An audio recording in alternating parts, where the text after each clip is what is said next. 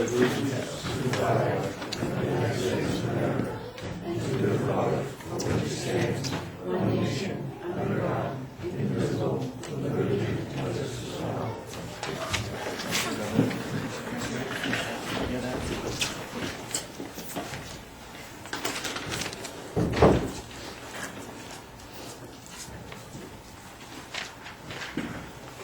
In approving the agenda, we've had one addition Dan wants to inform us about. I thought you approved B. Anything else? Yeah, if I may, under Committee and Board Reports D or E, just an announcement of an RSU public forum.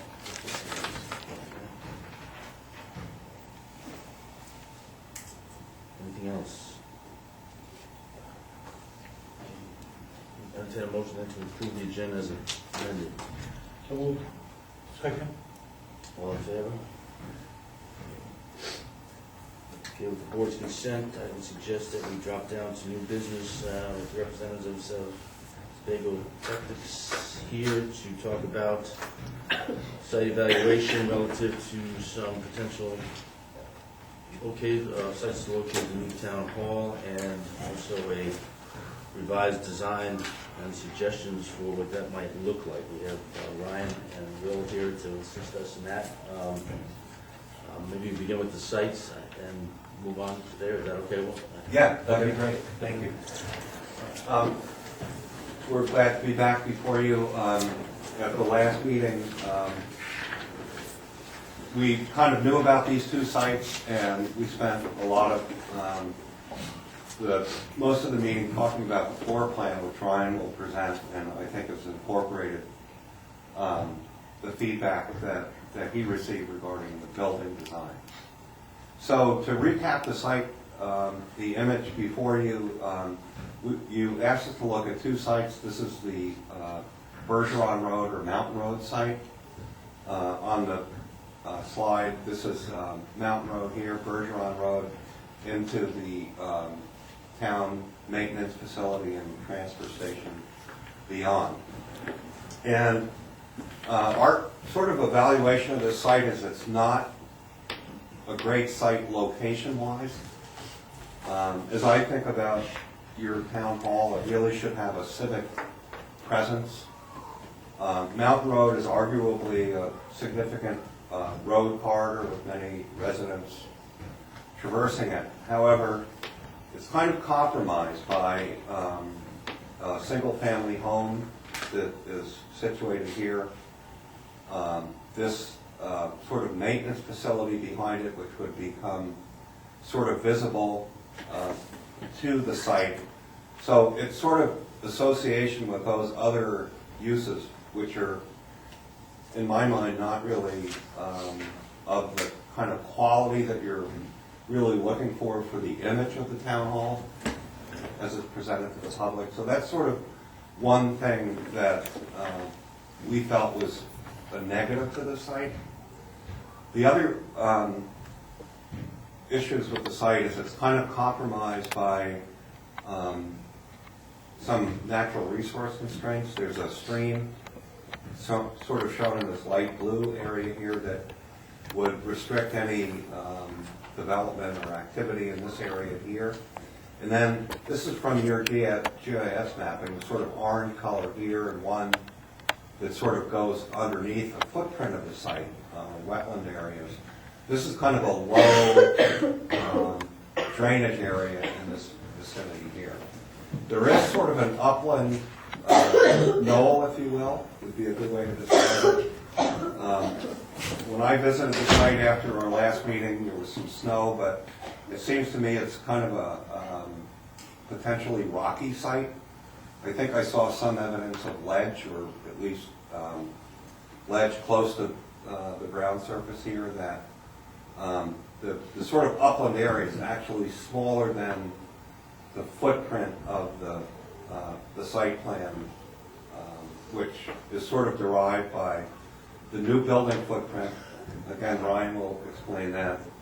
The program we received from you folks was parking for 100 cars, which is sort of reflected in the site plan, and then allowing for future building expansions in 3 different directions, one sort of here, one here, and one here. So in both sites that we'll see tonight, you know, we've kind of pushed the parking away from the building to allow for those expansions to occur without disrupting improvements that you'll make an investment in initially.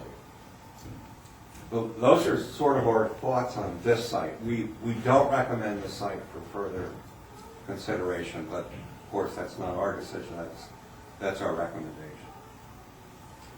The Limerick Road site, on the other hand, we feel very good about this. In this diagram here, this is Limerick Road. This is the existing single-family residence that would certainly remain. And again, the sort of circulation around the site is, the way we thought about this was a public, major public corridor being Limerick Road. In my mind, I don't know Limerick as well as you folks, but to me it's kind of the heart of the town. To me it's not Route 1, it's Limerick Road. I think that's a great frontage and a great site. This will be traveled past by many Arundel residents.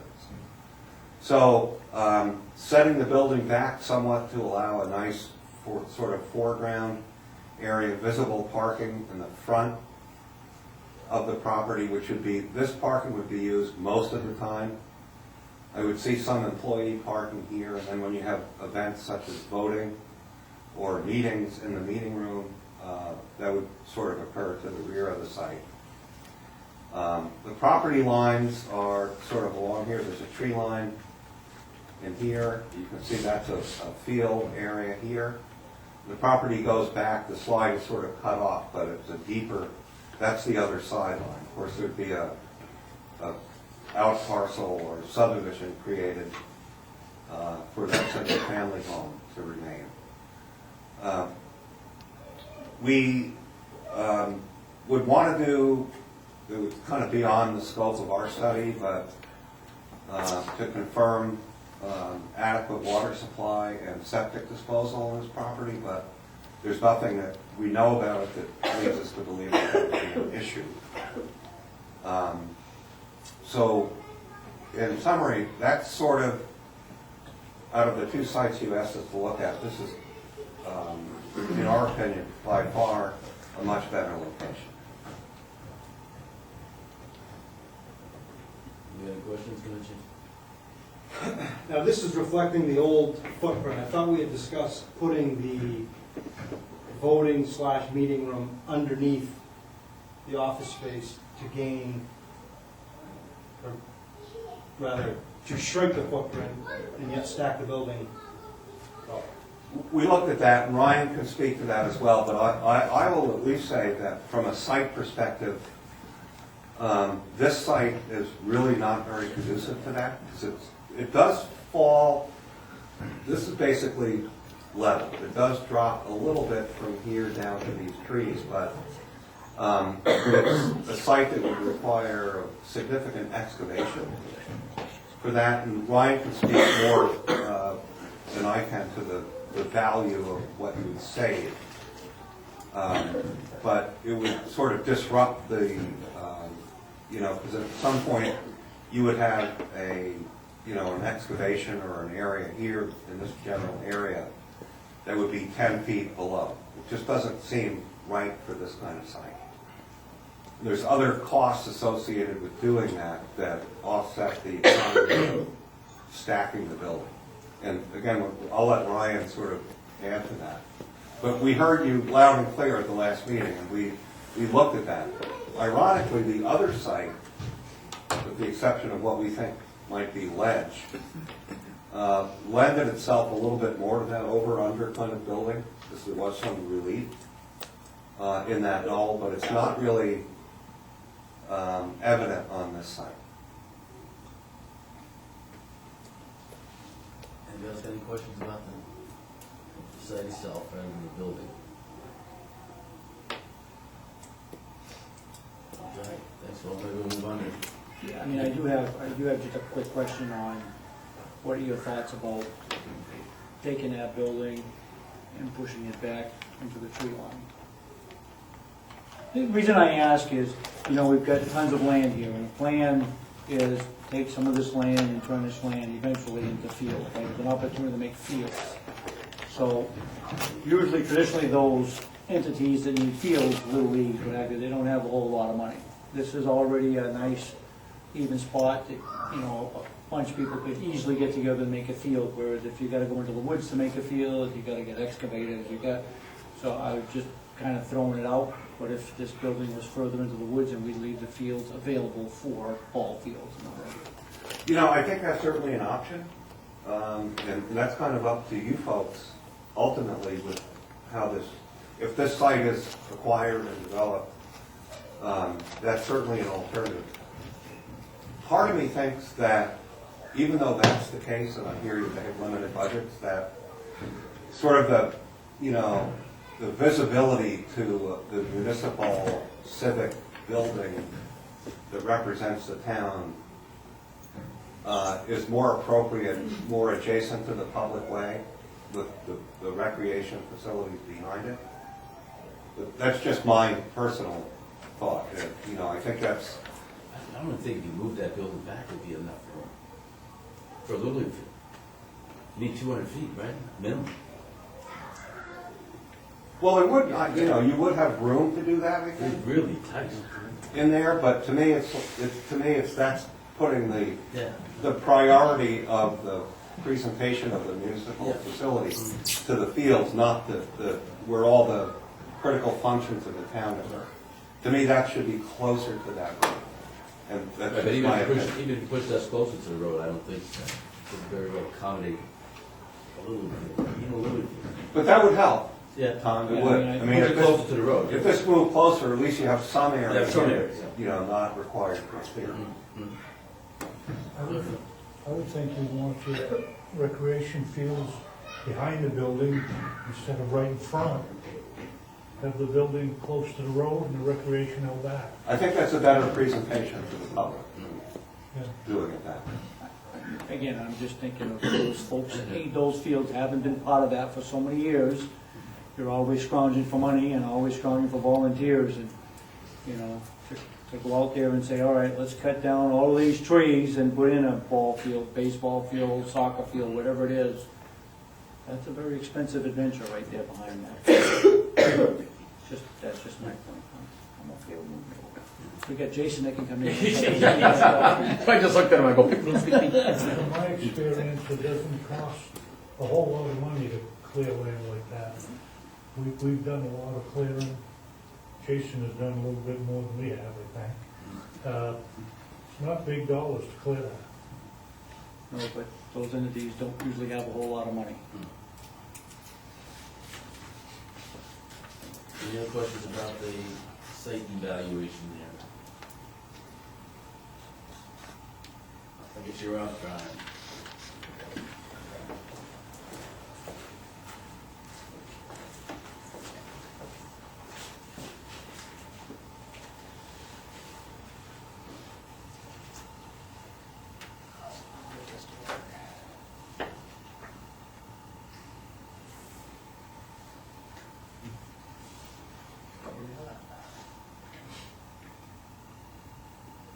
So essentially, it's a very similar exterior design that we looked at last time, except we expanded the kind of, I don't want to call it tail, but the wing of the building a bit to expand the community room.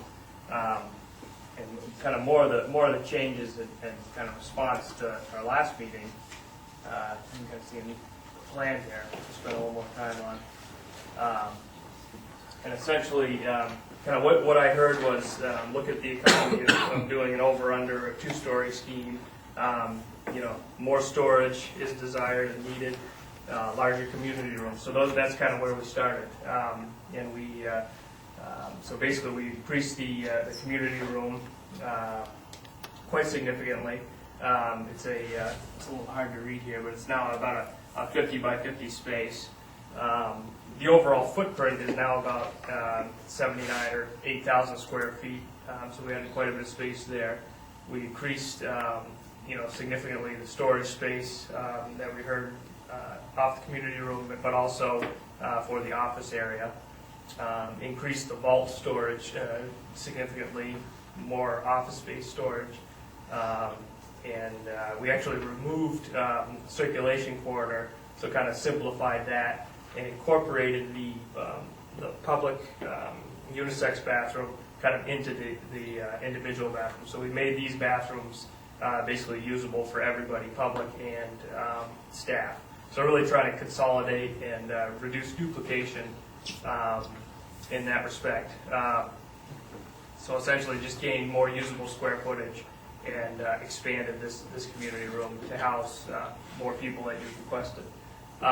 In terms of the budget, we looked at, we actually went to a contractor that we've worked with quite a bit to get their opinion.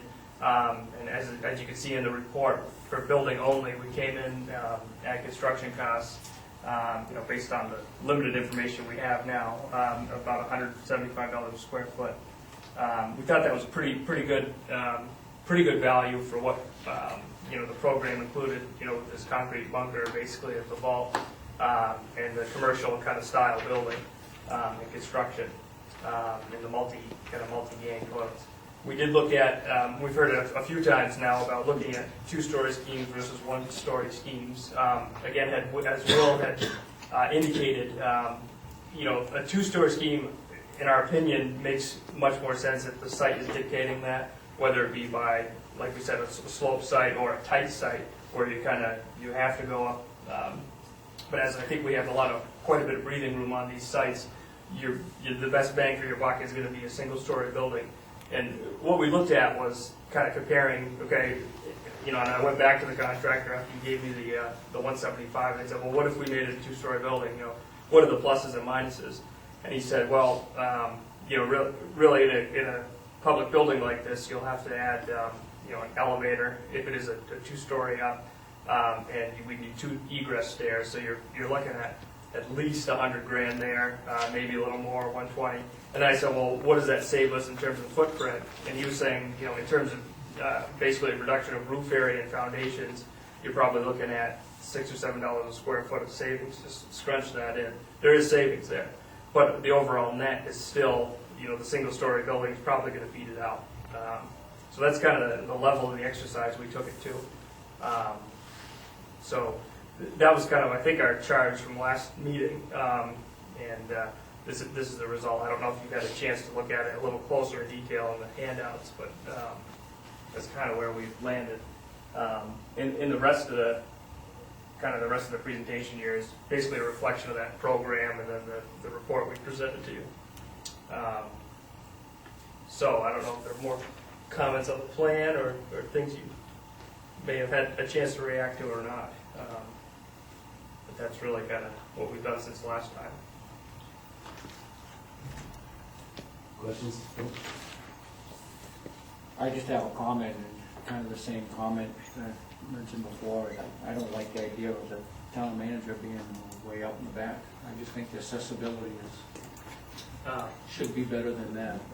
Well, kind of what the thought process was, and we talked about it in length with Todd, is that if someone does need to speak with him or meet with him, we do have these 2 flex offices where he could come out and meet with the public out here.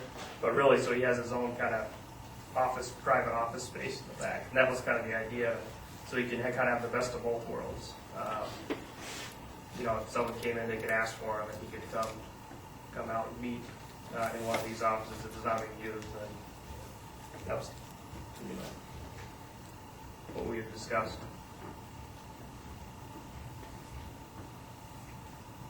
Why do we need such a huge vault space? What are we storing? Simone, we've got everything, town Well, I think records. as far as the town records and stuff, but the only thing too, I think the planner was suggesting that some of the things that maybe should be stored in there that are being not stored right now, as far as all the map and lot files, things like that might need to be, I don't know how secure those need to be or anything. I mean, we do have, there are certain records, like all your tax records or permanent records.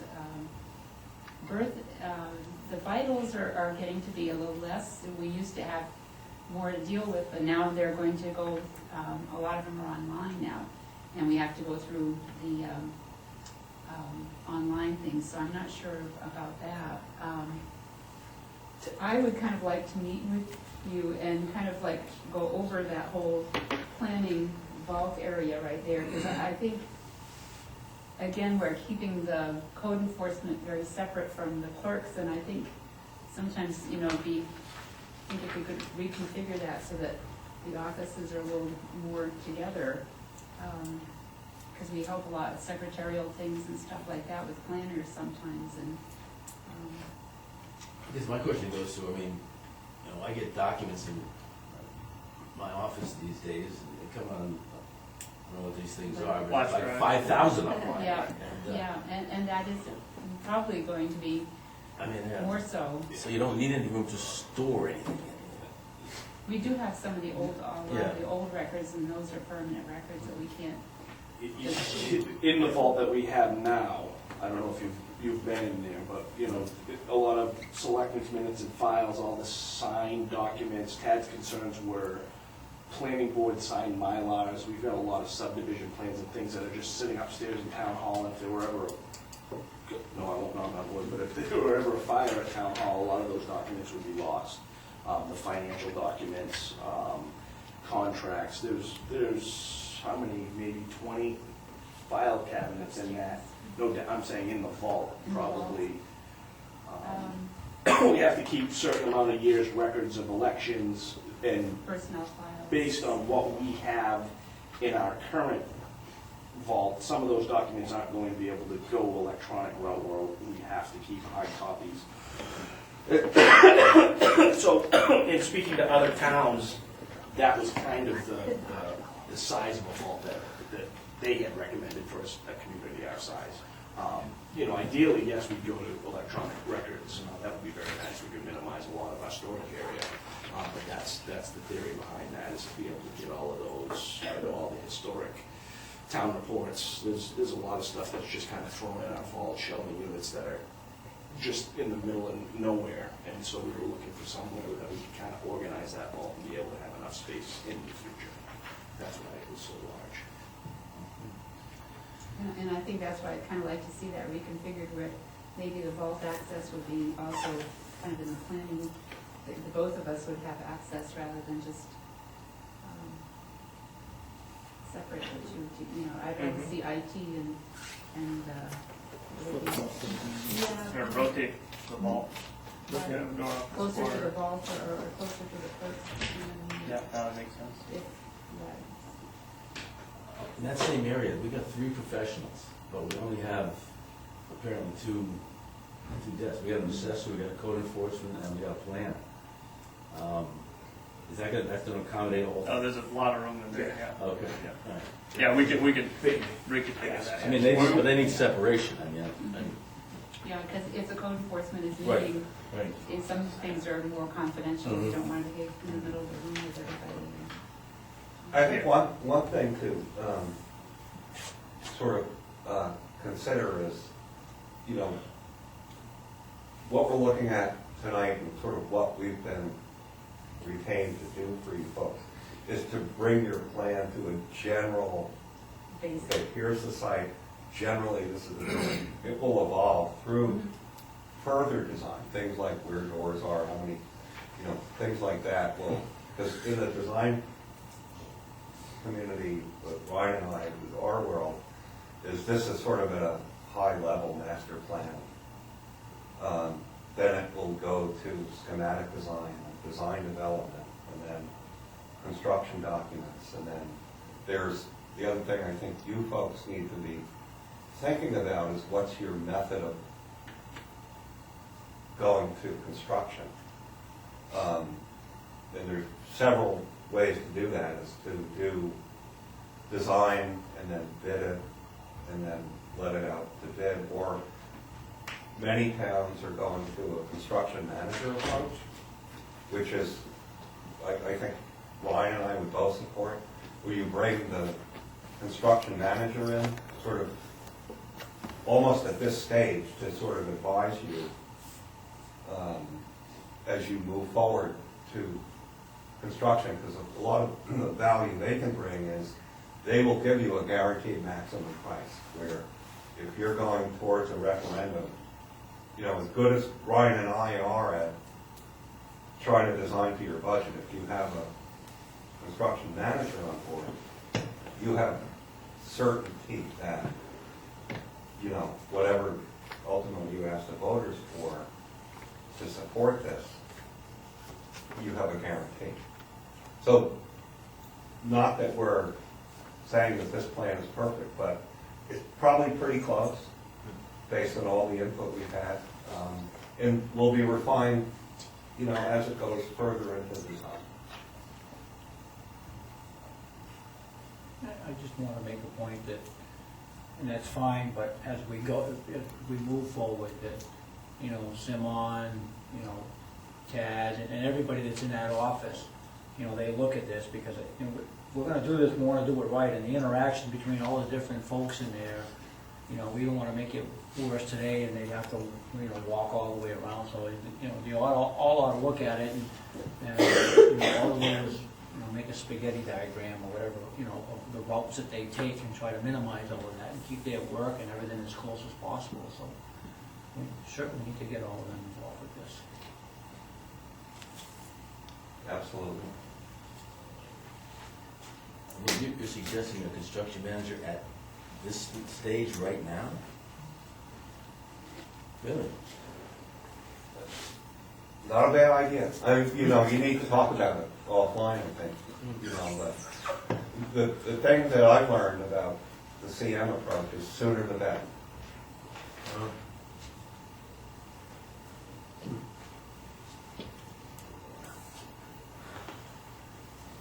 Anybody else have questions? Board, anybody else out here? Comments? Jack? Yes, comment from earlier. We were presented with two alternatives here. It seems to me that one is not really under consideration, and I would think that you perhaps should vote to drop that entirely and focus on just on this one, because right now it's still open. You have two alternatives on the table. And secondly, per the conversation a few moments ago, has a needs analysis been done? Have you gone through and looked and talked to every single person and documented what their needs are? That's in here. It's actually in the, Yeah. right there. So this is kind of where we start. There's a program document, so we met with Todd and kind of, a little hard to read here, but basically it'll give you a space name, a square footage desired, and then any notes about that. So that's kind of where we start before we even build a plan. I got a little confused by your comments, Simone. It sounded like you had some real questions about the More just the, flow, The flow, yeah. communication. right. Uh, I think between the people. spaces are okay, but I think the flow could be adjusted to kind of maybe have the departments, you know, interact a little bit easier, Mhm. you know. And share things easier. You know, you don't want to make it so that you have to have, you know, two copiers or two of anything just because we're so separated that it would be, you know, easier to share equipment, share.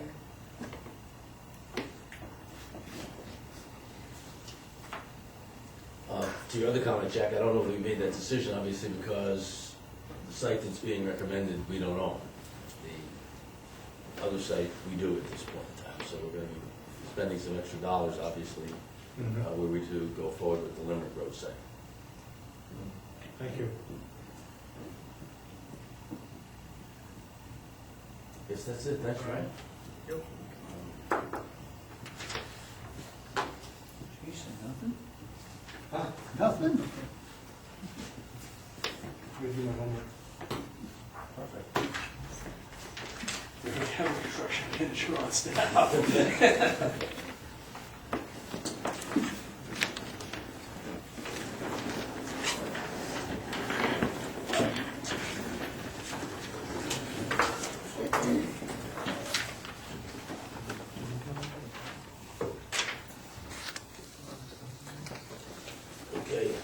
given the presentation, the information we have, you know, and you remember to us, you're looking for some direction at this point in time.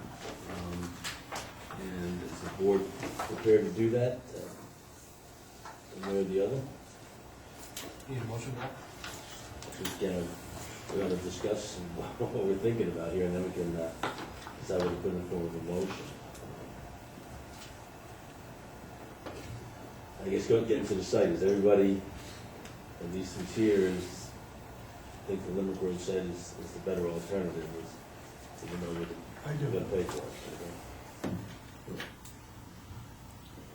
I agree that it's a better site, but at 175 a square foot, you're talking at a $1.4 million building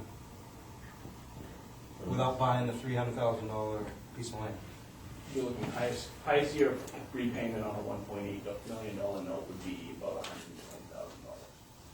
We have the funds to purchase the lot should the board decide to go that route, but that takes away from what we can put down on the building itself. What we'd be looking at, highest year we'd be looking at about $120,000, $130,000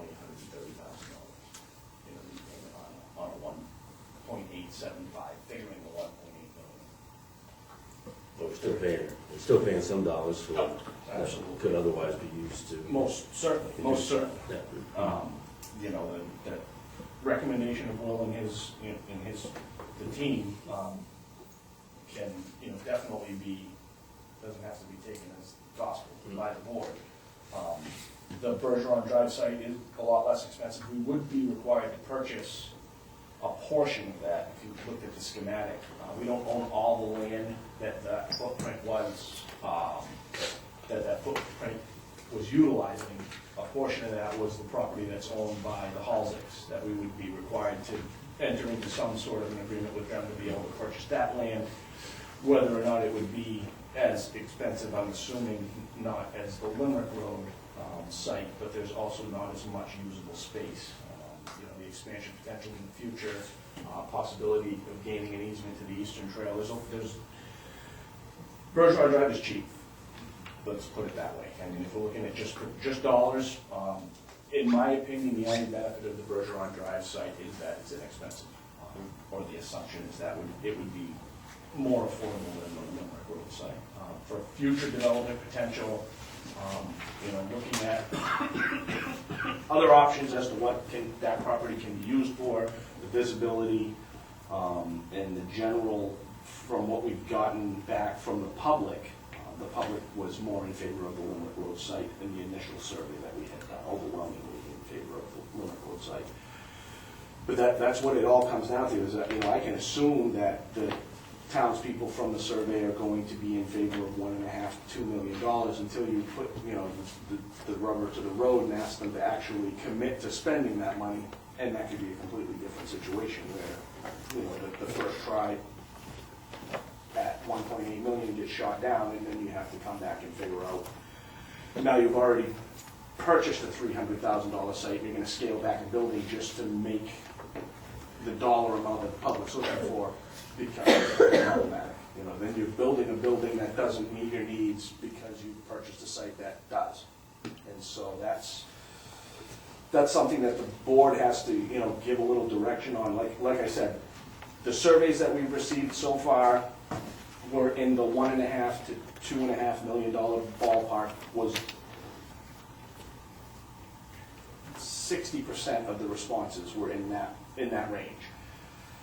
And like I said, the overwhelming majority of the public that responded, and we mailed out 1,800 surveys and received back 140 of them. So that's a small sampling of the public. There, who knows? The majority of the surveys that came back were the people who were in favor of some sort of a new town hall. There were very few who said no. That's a small sampling of the public. This is something that, if we can select a site preliminarily, the board can say, let's try to move forward with the Limerick Road, or try to move forward with Bergeron Drive, and start having public meetings with the actual costs associated with these lots, and try to get better feedback before we make any further steps, just so that we're not shooting ourselves in the foot to get something done that's never going to go through. I keep hearing, and it kind of drives me nuts, I keep hearing that we've been talking about this for 20 years, there's no rush. Well, no, there's no rush, but if we don't start making some progress, there'll need to be funds that'll have to be sunk into the current town hall in order to bring certain things up to code and make it a little more user-friendly if we're looking for a 10-year window in that building. If we're looking 10 years out, some of the improvements that we haven't made would be feasible to make, to try to make it won't address the handicap accessibility, it won't address the flow, you know, the perceived safety and security of that building, but at least we can address issues with, you know, the roof on that building could be repainted or sealed. There's issues, it's not leaking at this point, but it's also to the point where if we wait another 3 or 4 years, we're gonna have issues. So that's kind of where we're looking to go is, what do we take to the public? Is the board in favor of taking to the public and giving them the option of both lots, and just going with what they're willing to spend so that we can get a building that we can afford to utilize, or make a recommendation to the public that this is what the board feels is in the best interest of the town, looking 100 years out. That's kind of where we're at right now. Yes, Limerick Road site is a lot more money. In my opinion, it will be. The owners of that Bergeron site haven't given us a price as to what they would charge us for that property. Limerick Road is conceivably considerably more money, but there's a lot more land there and there's a lot more ability to maximize what we can do with it for the town. So, you know, we're trying to look 100 years out now, or I won't be here in 100 years, but, you know, long term. If you're thinking long term, Bergeron Drive is going to get maxed out. There's wetland impacts, there's issues with that site. So I guess basically what does the board feel, and do we take two sites, one building to the public and say where do you want it, you know, and leave it up to them? This is the cost of developing this site, this is the cost of developing that site, to maximize what we're going to get for a town hall. Yes, ma'am. I think personally, it's not just so much the cost that it's the perception of like, the impact on the taxes. If you can sit there and say, okay, this one's gonna cost us $300,000 plus the cost of the building, but we can rework the budget so that once it's bonded and whatever, the minimal impact to your taxes.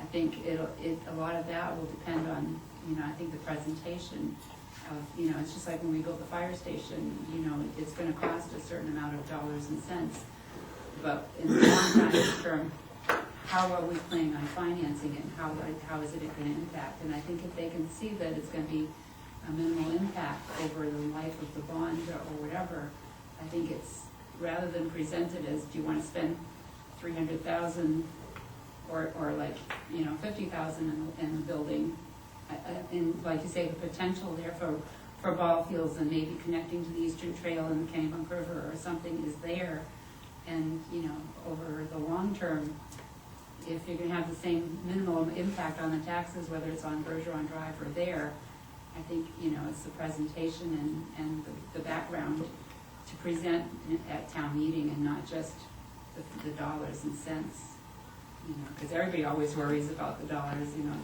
it's how we're going to pay for it. And nothing against the Bergeron Drive site or the neighbors that are there, but, you know, you're always hearing about the rural nature, the rural character. Looking at the two sites, Limerick Road is more, I mean, if ideally we put the town hall right back where it is. I mean, that's the center of town. Traffic flows, traffic counts are going to increase considerably during the week on Bergeron Drive, whereas the traffic counts are already there on the Limerick Road. People are going by that site. And so these are all the options that the selectmen need to consider. You know, I would love to be able to be comfortable enough to say, go with Limerick Road. That's the ideal site. You know, I could recommend that, but that's the board's decision to make. If the board doesn't feel that that's the case, that's why we need to vet these things now, so we know, so I know how we're going to try to move forward and get this. Well, what we'll be bringing forward to the voters is our recommendation. Right. Right. So, Yeah. I mean, that's how we have to view things. What is our recommendation to the voters? Go ahead, Nancy. So, just to pick numbers, assuming we're gonna go with the $1.8 million, we would go to bond for something like, what, 1.3, somewhere in that range? 1.3, 1.4 maybe, or? No, if we bought the Limerick Road site, we'd be going bond for about 1.7, 1.8. Because that doesn't include the purchase of the site. So the 1.4 million for the building, an additional 300,000 for developing the site, the cost of 1.8 million does not include purchasing that site. So if we were to purchase it separately with reserve funds that we have, then we would be going up for the 1.8 million. Okay, so let's assume the worst case scenario, 1.8 million. At today's rate, what does that do to our mill rate? Highest- What do things say on today? Would increase, the highest year of repayment, if we did a decreasing payment, would be roughly $140,000. So that's about a 40-cent increase to the mill rate, all else remaining constant per year. And it decreases from there. It's the same scenario that you saw with the RSU. We have the ability as a municipality to do a flat fee bonding schedule, but when you take the time value of money and consider inflation or the lack thereof, there really is no difference in going out for a flat unless you're looking for a comfort level from the public. If the town feels that people would be more comfortable with a bonding schedule that is $110,000 a year for the 30 years of the loan, and that's more of a public perception, because either way it's going to pretty much cost you the same amount of money. So for budgeting, it might be easier to go with a flat bonding fee, but in reality it really isn't a big difference. So looking at that $140,000 a year at the current valuation of the town, that's what we would be looking at an increase of. So the first or second year of the bond would be $40 per 100,000. Correct.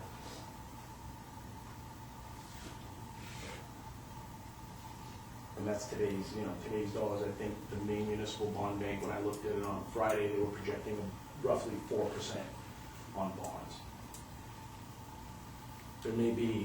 There may also be, and I've been looking into CDBG grants.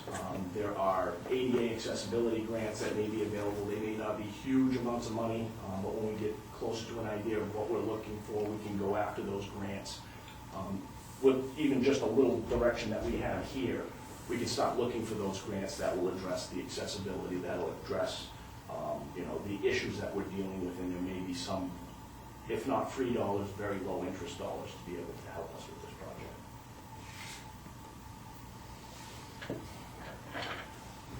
I think it's 40 cents on the mill rate. Will the public accept a 40-cent increase for a new town hall is the question. All else remaining constant, all department budgets remaining the same, all other capital improvements remaining the same, capital reserves remaining the same. Are people willing to spend 40 cents per 1,000 to build a new town hall? And I guess we can't answer that question until we actually ask. I mean, I think if there wasn't an RSU issue in the background, it would probably go over pretty good, but it's not just this. That's gonna come back. Schools need some more work, so. And that's a major part of, in my opinion, I've been here now for 3 years. When we first came in, it was whether or not we were withdrawing from the RSU and the costs associated with that. Then it was remaining in the RSU in this big bond project. That bond project isn't gone away. I'm not going to lie to anybody about that. Something is coming back for reconsideration. In my opinion, I think that I would be shirking my responsibilities to say, let's hurry up in June and get ourselves a new town hall so that we can beat that RSU program. That's not what it is. All of these projects are going to impact people's tax dollars. And I'm not here to rush past the RSU and beat them in and get a town hall, tell the people, the RSU thing's gone, only 40-cent increase. They have a lot to consider. I don't know what this project's going to come back at. The RSU project is going to cost the taxpayers a considerable amount of money. And so we have to take that into consideration as we're moving forward to figure out what the tolerance of the public is. And, the RSU now knows that the tolerance isn't $75 million for that project. I don't know. There's been different discussions as to what that's gonna come back at. Is the public willing to accept $40 million for a high school? Are the projects going to get separated? But no matter how you look at it, they separate those projects, and it's still, bottom dollar is, it's still gonna cost money. So taking all of that into consideration, it might not be an ideal time to be asking these kind of questions, but it's something that really needs to be addressed. Either we need to sink some funds into the town hall we have, or hope that the public's willing to accept the size and scope of projects that are going on in this district that are impacting them, to see if we can get a portion of that. So the property was what, 300 more? 300. So, just so that the public, folks get an idea, if we were to take that, let's say that we found another piece of property for, a lot less than 300. You take that 250, 275, whatever, and you apply it, and now we're down to, 1.5 million. What's the difference in the mill rate? Couple pennies? Yeah. You're not looking at a huge difference in the mill rate. I mean, I know the 300 sounds like a lot, Yeah. but when you stretch that out over the period of the loan, A penny on your mill rate's about $4,000. So every time your tax bill goes up a penny, we're gaining $4,000 in the municipal budget. So reducing by $300,000 or $400,000 over a 30-year bond isn't going to be a huge decrease in the overall cost of the project. that's the point I'm trying to make. Is, Absolutely not. Instead of 40, is it going to be 35? Exactly. Well, how do you guys want to proceed here? We can, You can digest what you've taken in tonight and come back in, another meeting when we're not as. we've been throwing around the number of 300,000, and I know that's a number that the prospective sellers have put out there, but. Plus. Plus, Well, they may be closing. Oh. The the closing costs associated, that's correct, but should we not get an appraisal of the property? We absolutely should. I mean, I believe their price is nice, but who knows? I mean, as you rightly pointed out, what if this doesn't go forward, we have a piece of property, we ought to have something that at least we could resell at some point in time if this thing doesn't go forward. I mean, I don't want to overpay for it. I don't want to get into the developing business. No. So, I don't want the town to have to end up some. I mean, I don't know if you guys agree, but I think we No, I ought think to it's a good point. find out what this thing is worth. Maybe I'll shoot something in the foot if it comes back to I certainly can make that happen. just from my point of Mr. view. Chairman? The other thing I think, just a due diligence thing that we hadn't planned on doing, but I think we should do it.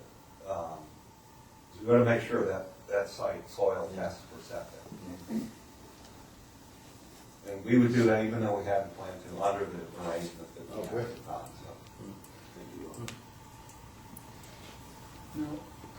Why would you buy the property before the town even voted on it? Wouldn't you rather do it on a letter of intent, pending on public approval of the new town hall? So Absolutely. you don't have a piece of property that you could set up? Seller may not be happy with that arrangement. Oh, okay. I'm just Why would wondering. he? If they got somebody out there willing to buy, that's our problem. We either gotta buy or we don't. That's why I'm suggesting we find out what we're paying for here. I think we've already. It would still have to be voted on. Oh, sure, but- Yeah, we're up against the time crunch for that. But at least we can get a P&S together with somebody, but it's contingent upon municipal approval, and I think the prospective seller knows that, but, if we spend too much time, it seems to me, it's gonna come a point where he says, somebody else is knocking on my door. Yeah, mud season's over, and Right. people are gonna be knocking on us. My understanding, we already have. He had told me that he would be willing to wait until June town meeting if it required us to go that far. But any further than that, he would be entertaining other offers on that property. So we wouldn't buy the property until the town voted. So in June, we would vote either yes or no, and then at that point, we would buy it. But we'd give them a letter of intent that says, we're interested in it, and come June, the town would decide whether they want to buy it or not. Yeah, but that point in time, we'll know better whether it's suitable and it's. Oh, yeah, certainly an advantage. Advance to that, you know, there's no sense in putting it up, so if we can't build on it. I don't, I don't like the idea of the cost, I think it's a little high, but I think we need to move forward with this. And in the scheme of, when you look at the two properties, when you're talking 300,000 for one, we don't know what the other one is gonna be, but you can probably assume it's gonna be, less than 100,000.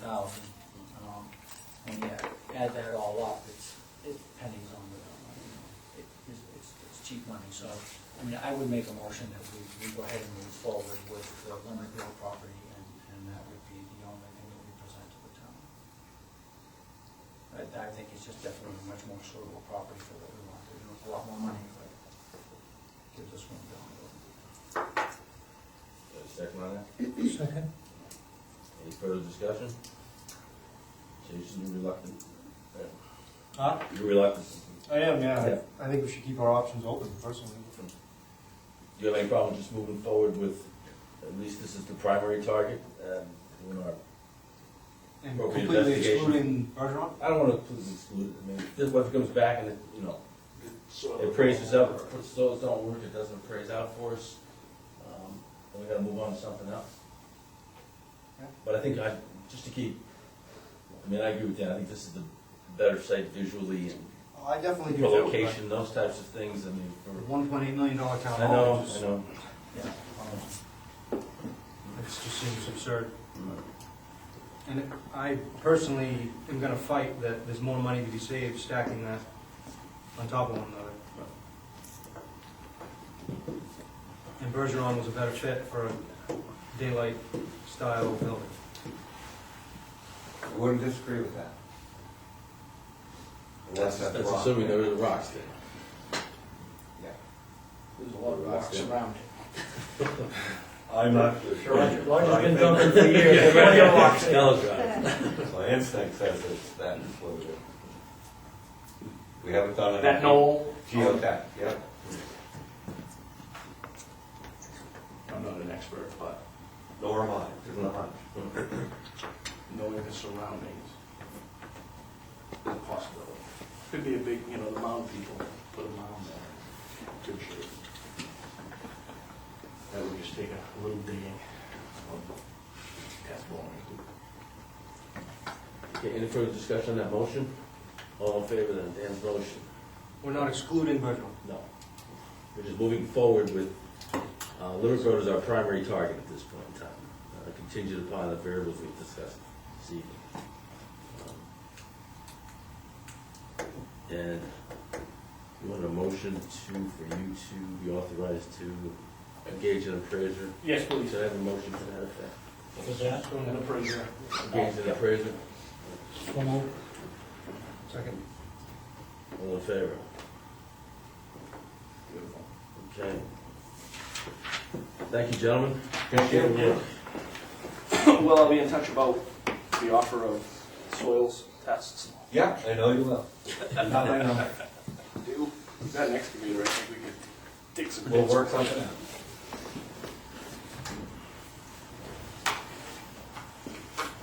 Okay, we have another group here that wants to discuss other land issues here. The Little League folks, let me take those up, if that's okay with everybody? Okay. You've been presented with some information regarding some improvements the Little League would like to do around the existing snack shed, the softball field, which is to include chain link fence and topping both of the dugouts there with a removable canvas liner, with Little League paying for all the associated costs of those improvements, as well as the cost of the improvements to the area around the snack shed. And there's also a request that the Little League be permitted to put a permanent fence around the baseball field, and to pay for those labor and material costs as well. Missy, are you the one who's leading the charge here? These gentlemen can explain Okay. the logistics of everything much better, but you're right, we're looking to do 3 different things. The beginning of this season to do a patio area around the snack shack, so we can have kind of a gathering area for people to go. The second issue is the softball dugouts. It's just a chain link fence right now. So to do a cover over it with a canvas top to keep the girls in the shade. The permanent fence around the baseball field won't be until at least after this season. But to come before you now to get the approval for it, hopefully, and go from there. But they can explain the logistics of everything. Does everybody have a copy of that in front of them? Nick, you're gonna take the snack shed, is that right? I guess so. Okay. I guess I'm going to take whatever's here. Okay. Yeah, with me. It's my All right. first time. State your name to the. Yeah, just let's. Nicholas O'Blight, around the Little League. Pretty much what we want to do is, we had a real big success about last year with the snack shack. So what we want to do is make it more family orientated, have a nice sitting area for them. We want to purchase some big picnic tables. Just have a nice spot for them to come after the game and sit and actually enjoy and maybe watch another game instead of just taking right off. And just giving the kids something to look forward to coming and seeing instead of just a big grass area, you know. Dress it up a little bit. As far as the softball field, the girls have chain link fence dugouts, which is all well and good, they're protected, but when it's 95 degrees out and there's no shade, there's nothing on top.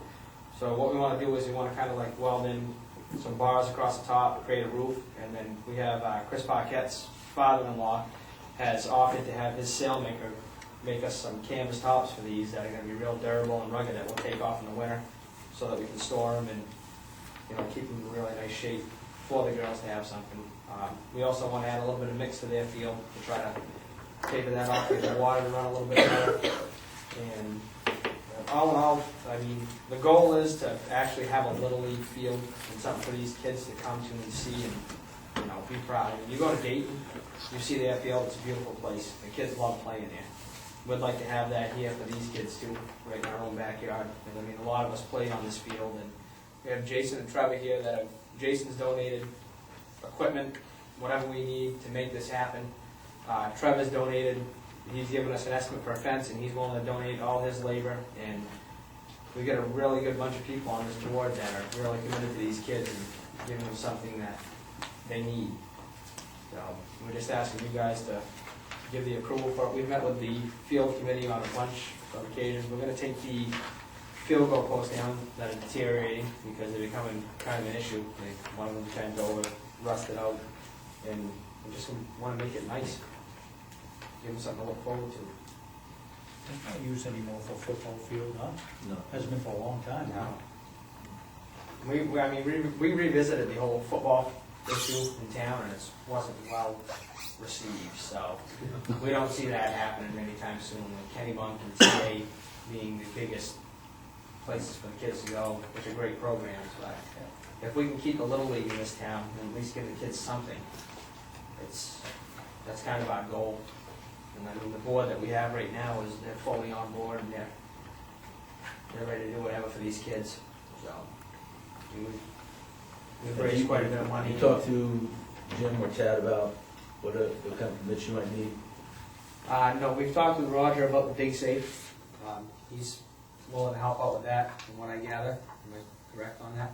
Yeah, right. I would have a conversation with them. You're digging into the ground here and we put lines down.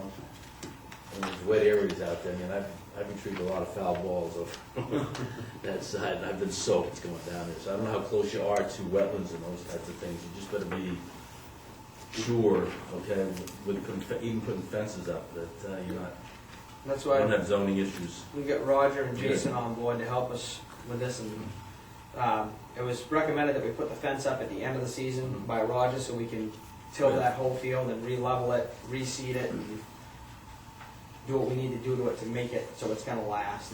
So, and we'll I'll speak to the code officer and the planner and make sure that there's no issues there as far as wetlands and those. Which field were you planning on tilling? It'll be the actual Little League field where the red dugouts are, just out where the fence is. That's got some drainage inside of there, so you want to be careful. Yeah, we'll do whatever we need to before we do anything to make sure that everything's up to par. As far as the fencing for the Little League, you're gonna use something that Williamsport or whoever the overseers are of Little League is going, approves of those types of things, right? Heavyweight pipe with the 10 cat on top. Okay. And the last thing you have to, the town of Arundel will assume ownership and liability for the permanent fence once installed. What does that mean? You wanna take that one? Jen and I, we had gone over this at the field committee meeting. You know, ultimately, we have had some damage to property that's Yeah. been out there, and if the fence is there, we're putting the money into it, but ultimately would be hopefully covered under the town's insurance policy. We did discuss that Little League would be responsible for the deductible if anything should happen to that. Yes, ma'am. The Little League is only insured for their season. Right. So we only have it during the baseball season. So getting a policy to cover a fence for an extra 8 months out of the year isn't But if really. that fence is gonna get damaged, I can tell you when it's gonna get damaged. So, Not because you're out there. so that's why making the commitment to pay the deductible, if anything should happen, is cheaper for us than getting a policy for 8 months out of the year That is for something that may not. That's what happened when there was the break-in to the snack Yeah. shack.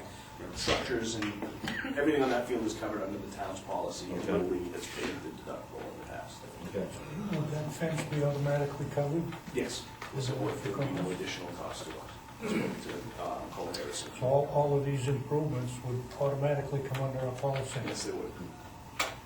The other thing we wanna do is we wanna put fences over the roll shutters that are up there Yep. to prevent and try to keep people away from seeing, hell, this is an easy hit, so let's get it. Oh, and the snack shack, you mean? Yeah, just on the windows, that, those roll shutters, they're just cheap and they weren't really thought about real well and they were put in, so.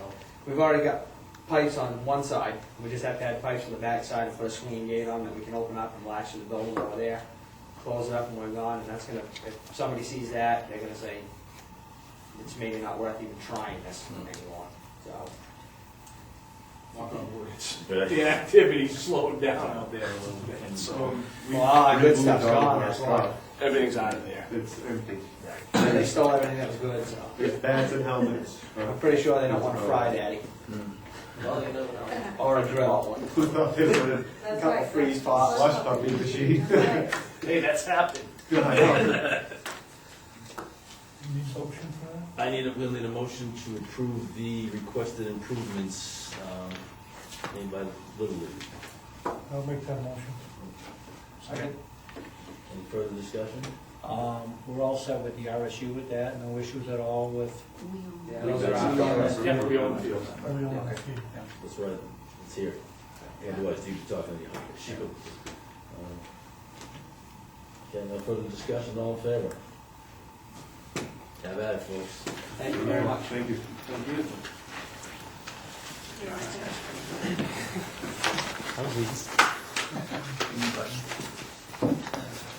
I'm not sticking around for the rest of the meeting. The phone's just about to start. Okay, so we'll go back to where we left off on the regular agenda, public forum. Does anybody have any comments or issues they'd like to bring before the board that we are not already slated to discuss? One minor one related to your building sites is about 7 years ago, I came to the board at the time with a proposal to add on to the shop, and I knew it was gonna happen right off, but there's major growing pains down there. Might get a little crowded if you put a town hall in there. Just a thought. How many acres do we Lines have? of communication will be easier, right? I'm gonna shout out the window. We won't have to wide to move along, couple of steps. Just where the proposed, no, On Bergeron? Bergeron. What we already own is about 3 additional acres, right, Roger, roughly? That- Oh, that's all part of a 60-acre piece. So, yeah, Problem with that is no room for expansion for anybody. right, exactly. Could be expanding Yeah, that was the only point I was trying to make. across the street. Yeah. I know it's not gonna get any extension in my time. Somebody might be in front of you, and once the auction's gone, that's a promise. Oh, thanks for that, Roger. Anybody else public comment? Nope. Okay. Approval of the minutes from January 27th meeting.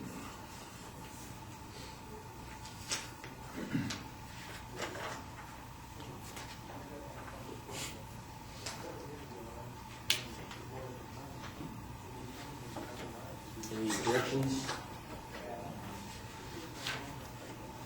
Okay, motion approved then as prepared. Move to approve? Second. All in favor?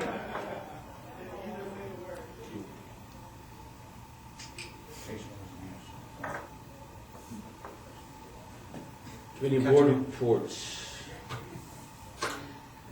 Comp Plan Committee meets Wednesday evening, 7 PM in the CEO office at Town Hall.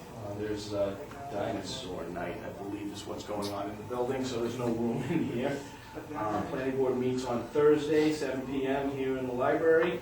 Town Hall will be closed on Monday, the 17th, or observance of the President's Day holiday.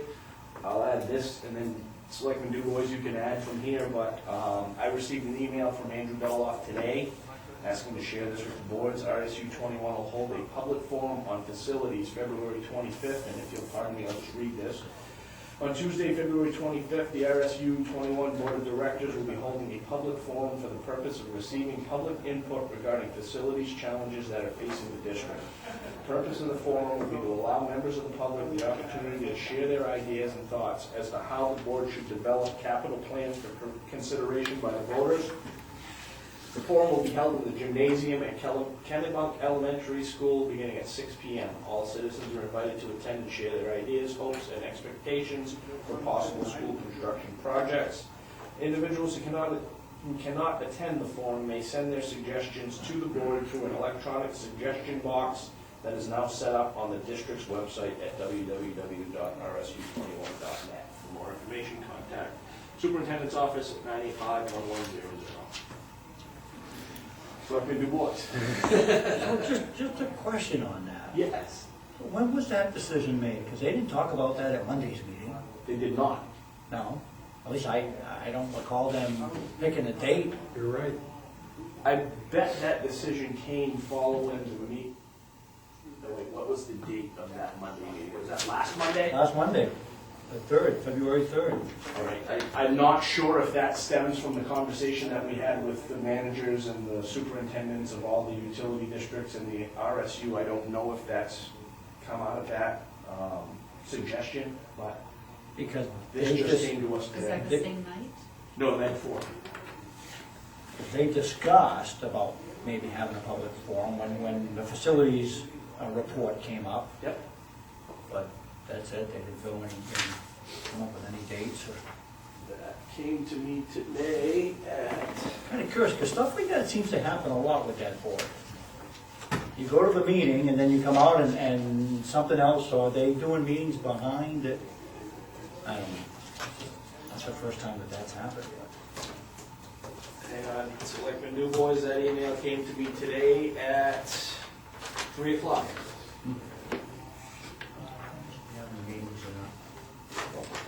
Okay, so, Did the finance committee meet? They meet on Thursday. They haven't. Yes, Jack? Yes. I don't know, I'm looking at facilities. Facilities. The facilities committee's meeting Thursday morning. They are, okay. Facilities committee, but finance committee is meeting Friday. So they haven't met in between? No. And Not tomorrow, that I'm aware of. And tomorrow morning? going over the budget. So I'm not sure.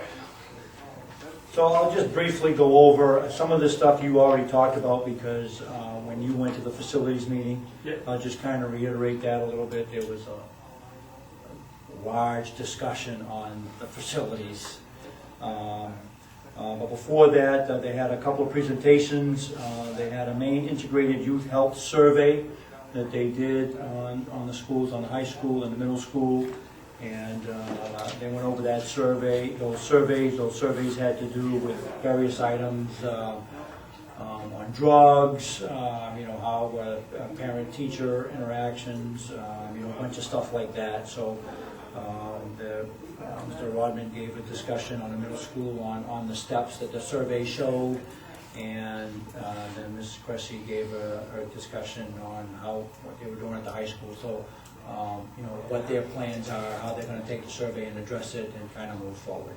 It was a pretty interesting survey, and they're going to look at ways to share that with students, share that with parents. The high school is going to get a focus group of kids to look at that survey and kind of address those.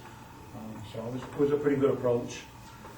Although I didn't hear, from a high school perspective, I didn't hear a lot of proactive what they're doing forward. In the middle school, he talked a lot about what they're doing forward, but I think Mrs. Cressy is pretty much gonna use the focus groups to try to figure out, how to move that stuff forward. So the construction part of it, the facilities committee, I'm just gonna kind of go down and just throw off some bullet items, because there was a lot of discussions, but one of the big things was, okay, how are they gonna move forward? As you mentioned before, they didn't have Plan B. They're looking at, maybe meeting again and trying to decide, do we reduce it by X amount? Do we eliminate the Southern Maine Performing Arts Center? Do we phase it? Do we separate all the items? So they really haven't done any discussion on that yet. They also talked about maybe reducing scope. Initially, there was no scope that was given, so they're looking at possibly trying to figure out ways to maybe reduce scope. They want to do some listening sessions, and that's part of this public forum here. They talk a lot about, listening to the public, although one of the board members blatantly, just stood right out and said, he's tired of listening to folks because we've listened, and we did what they said, but yet they voted it down. So kind of that was very narrow-minded. Said that out loud? Yeah. But, so, they're looking at that. There's a lot of discussion on a community-wide survey, whether they send out a survey. They had a motion on sending out a survey. It failed. They kind of requoted that. What they want to do is they want to post an RFQ for survey on reasons why the school closed, why it failed, and possible middle school closures. For each of the individual towns, they're looking at maybe a survey for Arundel. Would you be interested in closing MLD? Would you be interested in closing consolidated schools? Just to get a feel for the folks, kind of give them some sense of direction on which way to go. Hence, the letter that we got from one of our residences. Let's see, there's talk about reinstituting the high school building committee. And one of the big items was they want to bring back the revolving renovation fund. They felt that got rejected because people were really just so fed up with question one. Question two really didn't make, to their eye, didn't make sense why it failed. It's a renovation fund it's not free money, but it's, and if they don't do that, they lose that money. I think it's by June, Jack, is that? They had to. July 15th of 2015. That money has to be expended by then. Right. So, or they lose the money. So they're going to push to bring that question back for, they want to try it for the June election. I think that's pretty much all that I have, other than just the normal school liaison reports. There wasn't a whole lot there. Finance. Right now, the picture looks still favorable for the finances of the RSU. And there was a curriculum discussion on removing foreign language from the graduation requirements, and they're going to go back and look at that. There was some throwback from the public on that, and the board, so they're going to go back and take a peek at that. That's it. I might just add, and I wasn't at the meeting, but it was obviously well publicized that the superintendent has tendered his resignation yes. as of June 30th, as well as the assistant superintendent has announced that she'll be retiring on June 30th, and Nelson Ballou, who's the union negotiator for the, I don't know if it's ME, Teachers Union, he's retiring as well, so that was good.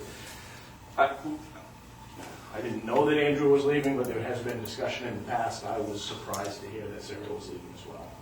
So they have an uphill battle. I have a resident who is interested from the town of Arundel, should they be requested to be on the hiring committee for a superintendent. He's put his name already. Thank you, Jack. They did move forward with at least getting the ball rolling to put out a posting for that job. So. They realize the urgency based on everything that's going on, so they pretty much want to fill that position as soon as possible. So. I wonder if I might elaborate just on a couple of items, if that's okay. Sure. on the survey of high school and middle school students, all the questions and the answers are posted on the website. If you go to the Board of Directors and look up the agenda for the meeting this past Monday, the backup data for that has that complete survey in it. It's pretty interesting. Takes a little time to go through 30 pages or so, but it's quite good. Secondly, with respect to Article 2, which failed, I think it's almost certain, at least in my mind, that we will see that on the June ballot. That would mean for Arundel about between a 4 and 5 cent increase in the mill rate. It's about $18,000 a year for Arundel over the 10-year period, 180K.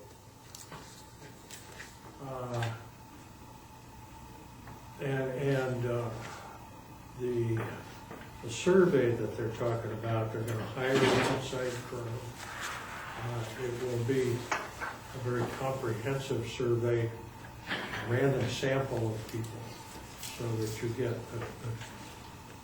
a high likelihood that the answers that you're getting are going to be not just opinion from people polarized on each end, but a true random sample. And it will cover all 3 towns. And Bob, if I may, Bob Dominy was adamant that he did not be considered as the, although that's what he does for a living, he wanted to have someone else so that it would be seen as. He recused himself. Yeah, Right. absolutely. Would we have to?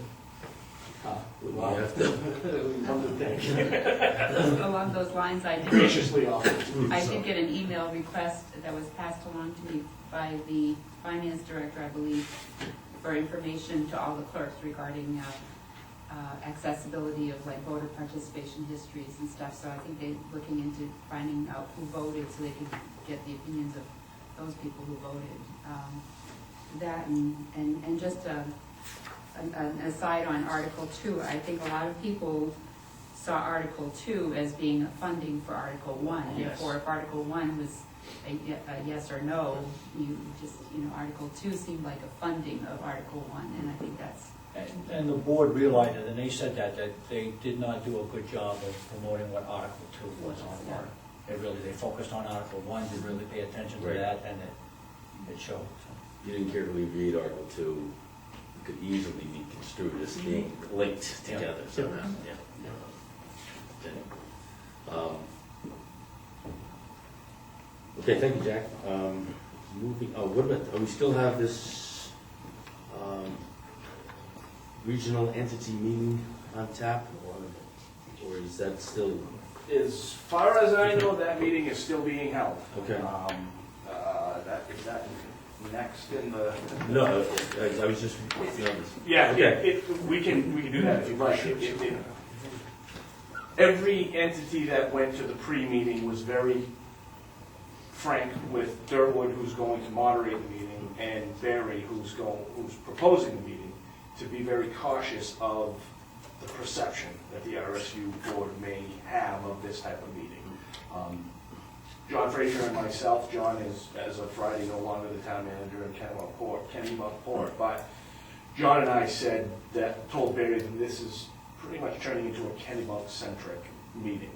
It's the water district, it's the sewer district, it's light and power, and then it's RSU, and then Kennebunkport and Arundel. So I don't know if that agenda is going to change, but my only hesitation of that the way that the meeting is being presented is it could possibly be seen as shooting RSU board members in a barrel, is kind of how we left that. I haven't seen a revised agenda. I haven't seen confirmation that the actual meeting is happening. I'm assuming it is, and I'm assuming we'll get an agenda from there. Okay. But yes. I may have jumped ahead there, we were talking about this. That's fine. Stuff, so. Okay, discuss the preliminary 14-15 budget. recommendations anybody may have for changes or questions you may have. Preliminary questions, I guess you may have. And basically what I've done is taken the budget requests from the departments and incorporated them into the spreadsheet that we use. I'm gonna take any further comments that you have, any further recommendations that you have before I transport that into the Trio format, which gives you all of the background information, and it's 100 pages as opposed to these, 25 pages of documents. I wanted to get your feel. As I have proposed this budget, it represents a $75,000 increase over last year. $25,000 was placed back into Public Works capital equipment. Last year, they were actually $30,000 additional. They were at $20,000 last year. That's back up to $50,000. Paving is back to $450,000. And through the salary increases, insurance increases, and other minor increases, we're at a $75,000 increase. Of course, the day I finish this is the day that the preliminary vote was taken on revenue sharing. I've cut 50% of the revenue sharing out of the budget this year, reallocated some revenue lines that in the past haven't necessarily reflected what we've actually been receiving for funds. And by cutting $111,000 out of revenue sharing, we're still able to realize an $8,000 increase in revenues. And I don't think that's stretching it too thin to miss that target. For fiscal year 15, we are supposed to take in $158,000 in revenue sharing. And Wayne's sitting, I just realized you're sitting there, Wayne, I'll temper my comments. Go right ahead. This is, I would say it even if Wayne wasn't sitting there, is I hear from a lot of legislators, not just Wayne, to not budget for revenue sharing. Don't budget for it. Just assume you have none. In my opinion, that is a way for the state to yet again come back to us and say, we're giving you these funds, you're not accounting for them, you don't need them, we're taking them away. My opinion as a municipal manager is this is a contract, or this is an agreement that the state of Maine has with municipalities. Governor LePage touted his paying off the hospitals because the state owed them money. And some managers are kind of touting that now and saying, well, why don't the municipalities go after the governor and say, pay us the money you owe us? That may sound possessive, it may sound wrong, but I just feel that it's another case of the state of Maine changing the rules, and by not budgeting any of that revenue sharing, that's just giving them that ability to say, in the roads, in the issue with the discontinued roads, some of the consultants were blaming municipalities for not budgeting for revenue sharing because, so they were saying that we're misappropriating funds because we're not using the money for what it's for. If I have a revenue stream and it's supposed to come to me, I would like to account for that. That's a good portion of what we take in for revenues. The town doesn't have a lot of revenue. $221,000 is what we're supposed to receive. This year we've received $93,000. In the past, we've received the full amount that we're supposed to be receiving. I'd like to wean ourselves off of that revenue sharing because, in my opinion, that is eventually going away. We're going to stop getting any help from the state on those type of matters, and there's jokes around that. Well, then let's make the DMV collect more fees. Let's let Walmart sell fishing licenses. Let the vets collect sell dog tags. It's going to get to a point where, unfortunately, if you don't want to give me revenue sharing, then kind of take your nose out of some of our business. Is pretty much where it's at. That's the municipal attitude, and we have this. I don't think Wayne has a very different attitude, but Wayne also sees. And if you want to, weigh in on anything, Wayne, I mean, you see it inside. Where's the money going to come from? There's only so many pots to pull from. And that's kind of the position that we're in. I mean, the bill that anybody that knows, I posted a thing on the One Arundel site to try to explain what happened. But My guess is you're gonna get about what you got last year, because that's what we had originally done. The bill that came forward now is gonna take 2014 money to fix the 2015 problem, and we have a big 2014 problem. And I don't know how they're gonna fix the 2014 problem. We've got about 12, 13, 14 million of revenue surplus over projections. In this budget, in this bill, they took 15 million from that, and there was 4 million on a buy down on a bill from a couple of years ago to try to lower income tax rates. It was 4 million. I'm not going to use it anyway, so that really wasn't that big a deal.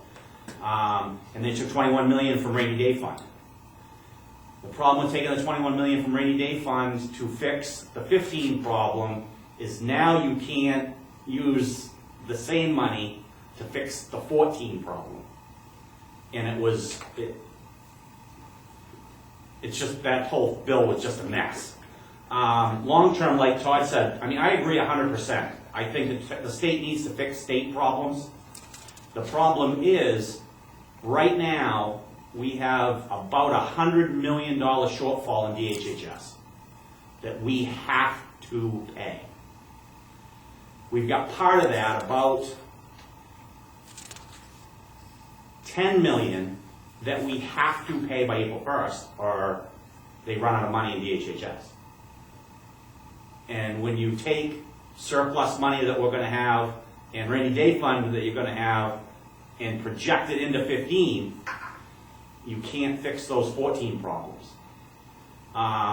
We were always planning on doing revenue sharing that was in the original budget, which I think was 65 million last year for 14 and 60 million for 15. We had all agreed pretty much that that's what we were going to do as we fix the problems as they come. Todd's absolutely right. We have a wicked problem in DHHS, and it's eating up all the money. And long term, it's not only revenue sharing that's going to go away, you're going to stop losing GPA because it just isn't enough money. And it's multiplying, because every time we lose federal match, and that was the big problem in this budget, it was like $300 million.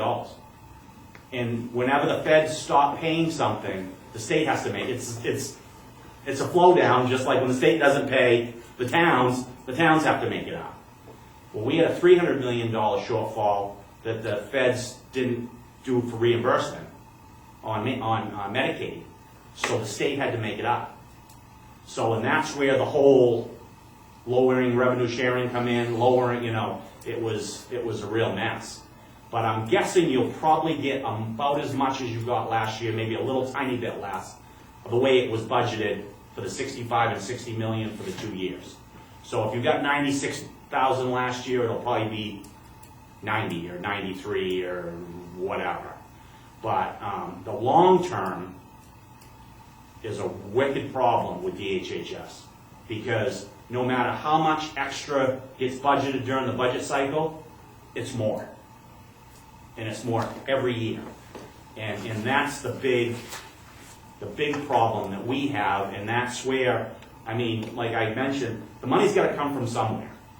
And I just don't know, how it gets reconciled with how everything flows. And it's a big mess. So, I mean, I think you're prudent on figuring half, and I know you want to put in a figure in there, but for long-term budgeting, because DHHS is just eating up more and more and more of the budget, and it's going to be gone. And just because there isn't any money, versus making sales tax 8%, increasing the income tax to 10%.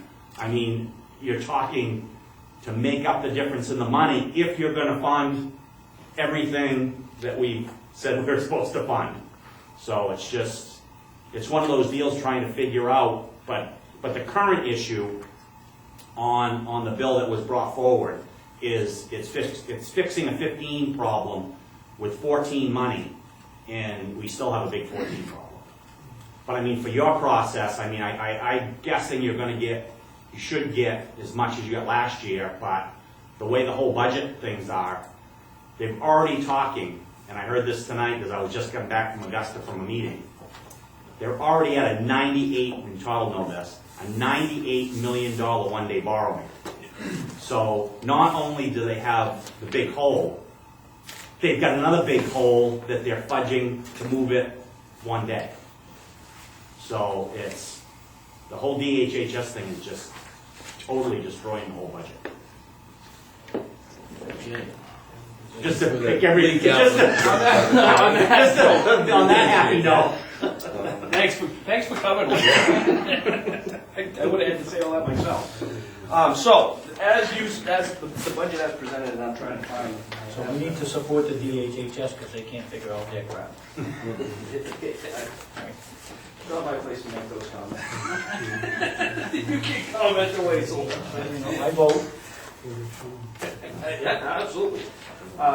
Just so you're aware, let's see, let me give you.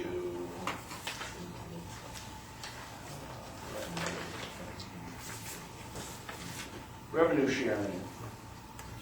Wow.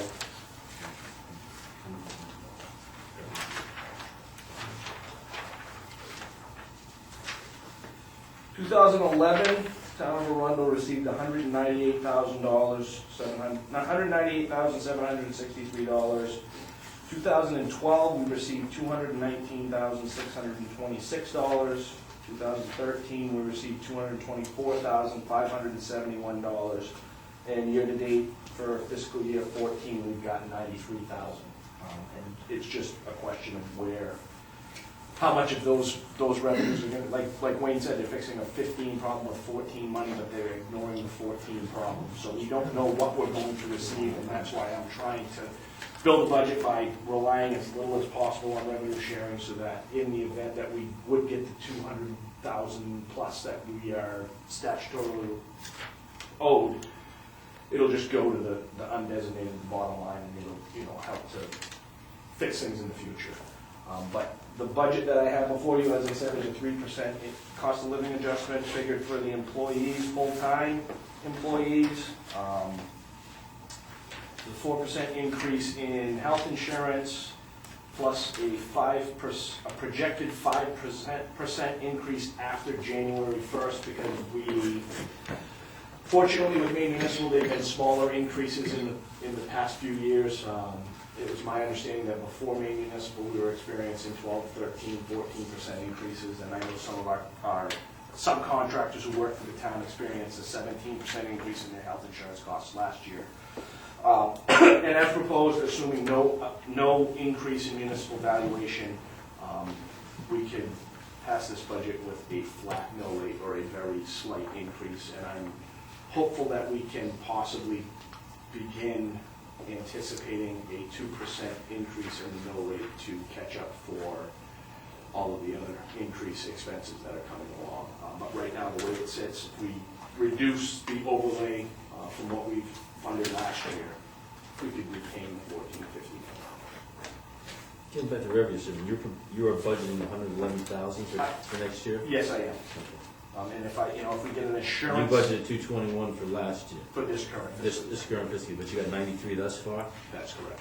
Are we getting the rest of it? We'll get some of it. Yeah, it'll be however the year falls. And if you recall, the reason that we funded the overlay so high this year was because there was that uncertainty. The RSU appropriation went down, so we decided to go with the 1450 mill rate and fund the overlay, not knowing what we would get for those revenue sharing dollars. Excise tax has steadily been increasing, and I'm comfortable that that's a number we can attain. And all the other revenues, I don't think I've stretched. I don't think I'm, jumping too far out there that we're not going to be able to accomplish those numbers. What's this giant increase in the homestead exemption and veterans? That is something that in the past here in Arundel, the homestead exemption hasn't been budgeted for, and that's a $65,000 revenue stream consistently every year. I have those numbers here as well. And so that was the last the last great hope. You know, there's always some lines that you don't budget completely for because there's the opportunity that other funds won't come in. And historically in Arundel, the homestead exemption hasn't been budgeted for, but historically in Arundel, let's see, homestead exemption. $2,000, but instead of Yeah, and that was, okay, so the $2,000 was for the veterans exemption. okay. So you hadn't had homestead at all. Yeah, we hadn't budgeted homestead at all. Okay. 2011 was 42,000, 2012 was 60,000, 2013 was 62,000, and currently this year we've already received 66,000 in homestead. So in order to be able to make those reductions, I had to, like I said, I had to more accurately reflect what we're experiencing for revenues. It's, you know, that's the old trick, is how do you get your undesignated fund up? Yeah. Well, those days are over. I keep hearing managers talk about the good old days, and I think those good old days are finished for a while. So did the Kennebunk Free Library come to you for extra money? They did. This year's appropriation was 12,000. Not the 15? Yes. Minimum would be 13. When they agreed to the 12,000, they had said it would be 12, 13, and then $14,000 while they wanted to do it. This year, they'll come in if we'd like. What they are doing is they're bringing in what's called the Minerva system. It's an interlibrary program that they're touting this year, and they are more than happy to come in and present at budget time to explain exactly that to you. But yes, the increase, if it's not 15, they're asking for 13, so that we don't run into the issues that we've run into in the past. They have promised me the numbers. I haven't seen how many residents have been using the library, but there has been a sharp increase according to their calculation.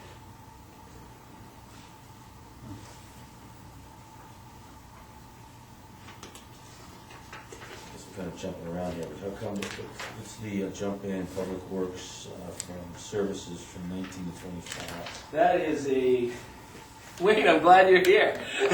You're on the transportation committee, aren't you? Yes. Town of Arundel has to have 2 lines in the middle of the roads now, not just one. That's always been a liability issue, but it's actually going to turn into going to be a statute according to what Roger, or it has been a statute and we've just been ignoring it. We're supposed to double center line our roads. And Roger would like to start phasing in on all the new roads that we've paved to double center line those roads. That's where that increase came from. It's an additional $6,000 in paint. You people don't cross over double lines like they do single lines? What are you kidding me? According to the Manual of Uniform Traffic Control Devices, there are supposed to be 2 lines in the middle of that road. Don't even bring up that. And so that's that increase there. Tom, where are you on? What We're dealing with that. Sorry, I said we were jumping around. The public works budget? what page? If you flip, I don't think we got Actually- pages on this thing. it is the Article 5th from the last, if you're going through the individual pages, Dan. Yeah, 2 lines in the middle as opposed to 1. I'm sure That's only on certain traffic flows though, isn't it? Yes, and that's what we're gonna start doing, is just phasing them in on the minor collectors, the major Yeah. collectors, and 22. leave the others, the dead-end roads, the subdivisions are gonna remain unstriped. That was...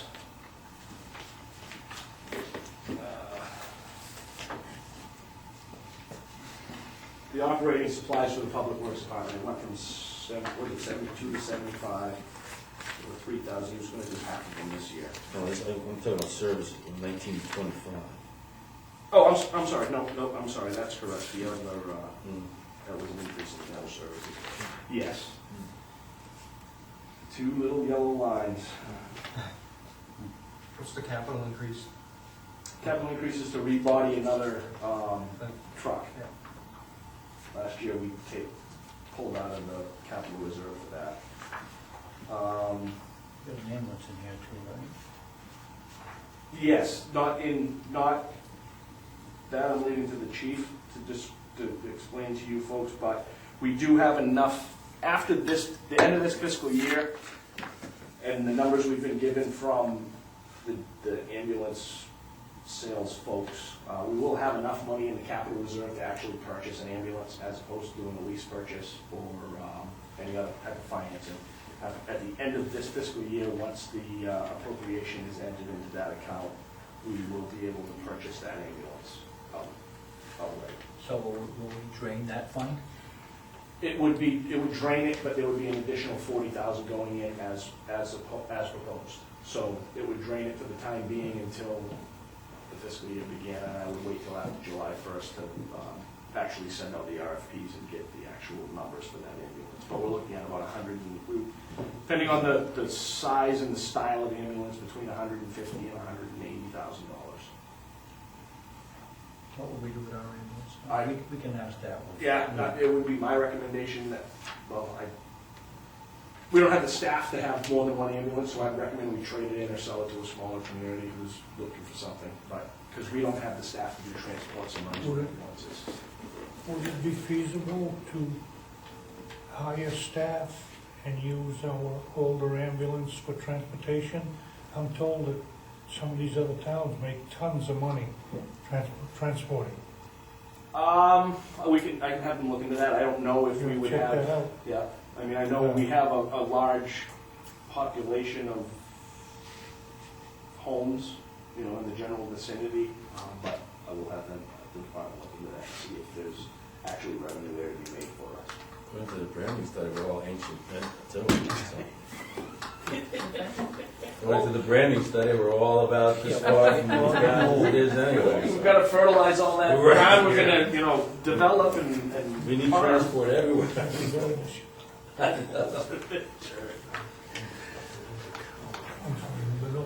Yeah, that's right, that's right. You guys care if I pick apart the fire budget here for a while, or? Let me just ask one thing, on health insurance, you said it went up, but why is it going down in the public works? Public works employees that don't use it, that get the stipend. Go ahead, just, Well, let me go back to Public Works. Do you think we should increase overtime at all? It seems like every year they come to us and they're like this time of year, they're threatening to go over the overtime at Public Works. Public Works is one department that we can overexpend the overtime for winter, and historically, we haven't been too bad. They usually absorb it in the rest of their budget. They'll come in and tell you, you know, this, that, and the other. I think the classic line is, if you tell me how much it's gonna snow, I'll tell you exactly how much I'm gonna spend. Right. But, yeah, 2011, it was 31,000, 2012 was 40,000, last year was 23,000, and this year we're over budget, so. We budgeted 24,000 each of those years. Yeah, exactly. So that's one of those things where typically Roger will absorb it in other areas of his budget, and so he's comfortable. He proposed 24,000 again. We had that conversation, and he said, you know, one of these years we're going to get that winter where it doesn't snow. And the problem that we're having, as you're all well aware of, is that it snows on Saturday and Sunday, and then it snows at 2 o'clock in the morning. But, you know, one of these years we'll get one of those, it'll snow Monday from 8 to noon and Friday from 8 to noon. Put in our request now. I don't think we need to increase that line, in my opinion, and Roger felt the same way. Okay, let's go back to fire. The substation we have on Old Post Road. Yep. I know that was I think it was like a 99-year lease through Gregoire family. In my opinion, fire-wise, I don't think we need the building anymore. I don't know what it's costing us a year to upkeep, heat, electrify. And I know Public Works, I don't know if they split it with us or if they just store their stuff in there with us. Just store this stuff in there. It seems to be a catch-all for us of unused gear that can never be used. It doesn't meet compliance. Hose that's damaged, fittings that don't fit anything. It just seems like an out-of-sight, out-of-mind building, and I don't even know why we have it anymore. We don't have anybody on that side of town that, well, we don't even house an engine in there anymore, so from a fire standpoint, I don't even know why we have the building. And the chief was asked to be prepared to discuss that as we go forward in the budget, when he presents his budget. Pretty much what I told him was justify the building, or I would recommend to the selectmen that we Hand it back over to Gregoire. What are we paying for that? we pay very little. maybe $500 a year for electricity, doesn't get heated. It's just a building that sits there, doesn't get any upkeep. I don't believe the volunteers have done anything to, I don't think there's been any pushes to do any kind of improvements over there because they, We've had a ruptured oil tank in the last Yeah. 3 years. Right. That was a nasty cleanup. yeah, I don't even think the septic meets. is there a well? They don't know if the well is on. Yeah, there is a well. There's a well, but it's not potable water, I don't believe. And the way the the bathrooms There is a work. well, but it's not well. It's a deep subject, yeah. You know, the way the quote-unquote lease is written, it actually belongs to the town so long as we take off the sign that says fire on it. And Jason's right, technically it's used for storage. There is one volunteer that lives, well, I don't know if he lives there, but he's associated with the Great Wires. It was great when Jim Backle was Chief. on the department. Yeah. We had an engine there. He lived across the street. It was great. Forecasting demands for the municipality, I don't think the majority of the expansions are going to be in that area. And then the cost to upgrade and staff and put apparatus in that building is not something we do right Question. I'm hearing that the fire department's gonna be asking for another engine, another truck. Yeah. Besides another ambulance. What are we gonna do with the ones that are in the building now? If we give that building away, we lose the chance to put these other pieces away undercover. The building would have to get renovated to fit any new equipment in there. That building, I don't know what it was No, originally I'm not designed talking for. new. No, but I mean, even the apparatus that we have, the only piece of equipment that fits in there is our old brush truck. Because that's all that the doors warrant us to get in that building. You gotta be 8-foot doors minimum. Height is our issue. We can't put any of our new engines in that building. It could house an ambulance, a squad truck or something could fit in there. Kind of had a discussion on that building a little bit last year, too. Yeah. Well, the chief was new in it, we were gonna give him time. Well, we asked the chief to come back and say, what does that building need if you want it? Because we asked a question of, what's it doing, and if it needs anything, then I specifically asked him to come back and say, what does that building need? And we really never got anything, to Jason's point, If we're only just for spending storage. $500 a year to keep that building, that does nothing to the tax rate. Right. No, I know it doesn't. It's just, And we don't use it for anything that we could do without, in my mind. I'll have them address that issue for sure. Yeah. I mean, it's. I'm sure the Gregoires would love to have the property back. I don't know. Yeah. I've had this conversation with Ken several times. Yeah, and I'm not sure that they're pressed for it, Right. No. really. No. Yeah. I think a little bit of effort would go a long way on the Gregoire's behalf. They see it deteriorating and. Yeah, I mean, I certainly don't want to see it in a position where it's not safe. Right. And if it's a lot of money to upgrade it, at this point, my position would be that we don't spend that money, but we don't, there's got to be some sort of maintenance that should be done to that building to keep it in sort of, a good condition. So- I don't know what kind of agreement there was up front, but would it make us look good if we, at the end of it, handed them back a piece of land with a building that they had to crush with an excavator and? Well, that wasn't the intent.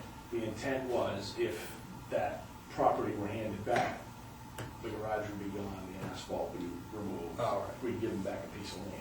And that's another thing that was taken into consideration is the cost of, bringing that lot back to grass. I got you. I don't want to leave them with a single lot garage and say, thanks, guys, good luck. Right, yeah. And this fire budget is not, this is just salary increases and insurance, and the rest of the budget I got this morning on my desk, so I have to update that. Which brings me to my next point. We are paying $35,000 a year for a part-time fire chief who has no EMS background at all. And we are an EMS-driven department. That's 96% of our calls are out of that ambulance.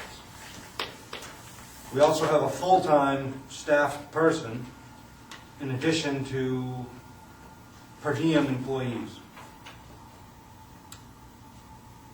I don't understand why, one, we have a fire chief that doesn't have an EMS background that we could use on our ambulance, if he's going to be in that building, staffing that building. Two, why don't we have a combined position where we're already paying a full-time guy to be at the fire department? Either make him the chief or replace him with a chief that we could also use on the ambulance. To me, it seems like we're spending twice as much money to get one person, if you follow me. We can't get anything out of this chief where I feel we need to get the most out of him, and that would be EMS. If he's going to be there 3 days a week, why wouldn't we eliminate a per diem person for those 3 days and replace him with a fire chief that can act as an EMT? And we'd save that $35,000 a year and get the most for our money. For 500 and I don't know what we're going to do this year, 560, I think we closed out 2013 calls. With a 560, Yeah. somewhere in that ballpark. I know it was our highest number, but for a 560 call volume department, and 500 of them are strictly EMS transport to the hospital, why don't we have a fire chief that has an EMS background that we can use on the ambulance? Does the fire, I'm assuming it does, but what percentage of his time would be spent handling the administrative duties of chief? Well, that was another point, is the Arundel Fire Department, there cannot be that much administrative I don't need know, I mean, that's my question. You know, from a fire chief standpoint. I mean, like protocols are mandated for us from the top level down. I mean, there's only so much we can do at a local level over and above what's already mandated for us. You know, I don't think this town needs a part-time chief that for our $35,000, that's all we've hired him for is administrative stuff, because we can't use him anywhere else. Were we not being told before we had a part-time chief that the volunteers could no longer handle the administration of that department? We went through, yeah, I understand that part of it, but if we're going to need a fire chief, why wouldn't we need one that we could also use on the ambulance and not like double dip our money, pay twice as much money for a one-person job? You get a fire chief with Which is- 35 grand who's got EMT credentials? Well, we have a full-time guy that's there, Reynold. We have a full-time guy that's there the exact amount of time as our fire chief, who has an EMS background, who's actually our deputy chief. So he's got the qualifications to be at chief level. So we're paying him to be there 40 hours a week. And now we're paying a part-time fire chief $35,000 a year to supplement what the full-time guy, I don't know if you guys are following me, but it doesn't make sense to double dip.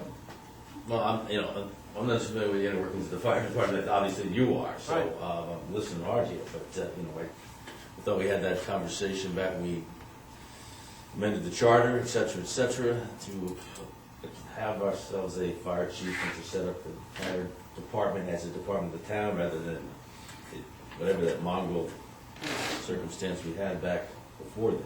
Why wouldn't we want to get the most for our money Well, at the fire chief level? If we're going to pay someone to be in that building, why wouldn't we want him EMT qualified so that when he's there and we have an ambulance call, he can staff the ambulance and we could actually gain revenue from our fire chief? You know what I mean? We could use him on the ambulance, transport a patient to the hospital, get money for that transport.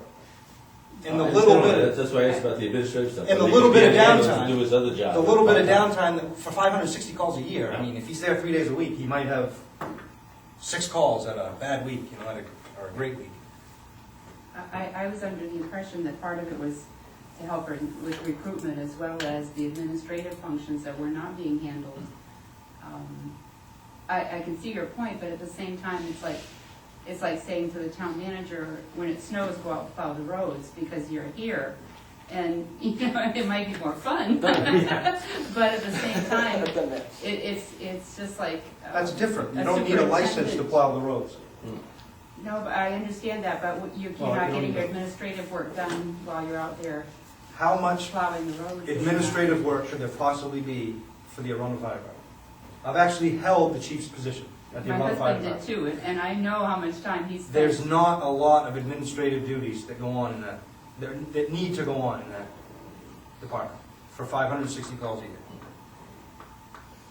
To me, I think we're wasting $35,000 and we're already paying a full-time guy to be there the same amount of time. There's questions to answer. Right, and I think, maybe in the course of evaluating this, maybe we ought to have the fire department here, or the officers here, including the chief, talk about this. I thought part of the qualifications when we went out to hire a chief was there was gonna be an EMS background anyway. I thought that was part of the job description. I don't know. I don't think so. I haven't read the job description in a while, I will check that and verify that. I mean, there are reasons why we went the way that we went. I mean, there was concerns about administrative, about leading the crew there, and we just, and that came from not just us, but that came from a whole bunch of people. And I mean, I think that's why that he was hired to, so, maybe at this point it's gone beyond that, I'm not sure, but. Well, I mean, this is our, second year into this? Yeah. So it's a good time to, Yeah. maybe it's a good time to evaluate, we jumped in, we got deputy chief, but maybe the focus hasn't been as precise as this should be. It's a good point. It just seems to me we're wasting $35,000 a You might be year. right. Well, I mean, we ought to take a look at what the job description was, Yeah. and whether those needs are being met, and then, we ought to look back and say, okay, so was that, now that we've been at this for 2 years, was that job description correct? We need to readjust that job description and go from there. Most certainly.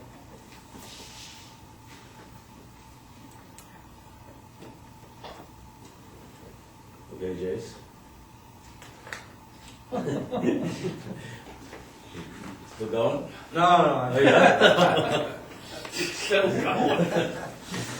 No, we've got a boss, that's good stuff. All right, something that, this year, we had gone a few years without doing the household hazardous waste. We did it this current year, 2,500 was budgeted, 2,500 covered it. I'm not proposing to do it again next year because I don't believe there was that much of a backlog. If we skip a year and do it again the following year or even the year after that, I think we're in good shape with that every other year cycle. Another thing that I haven't put in here that was brought to my attention by Wendy was the possibility of the town funding its own heat assistance program at approximately $5,000 a year to start off, to see if that's something that would work. She sends a lot of people out to the LIHEAP program and other charitable organizations. I don't believe we've overexpended, I know we haven't overexpended our welfare line or our general assistance line since I've been here. So I don't know how the board feels about that. That's something that she asked be discussed. I think you take $2,000 away from the Kennebunk Library and apply it to that. Each year they keep going up, and we're trying to maintain a flat budget. They need to do their homework. The state keeps taking away from us. Come on, Wayne. Come on, Wayne, chime in. All right, I hear you loud and clear. If I get the checkbook, then things might be a little bit different. But, as I had asked her if she thought we should increase welfare, general assistance from 20 to 30, and she said no, she didn't feel that was necessary. So, you know, that's kind of part of that conversation. I just thought I'd bring that up.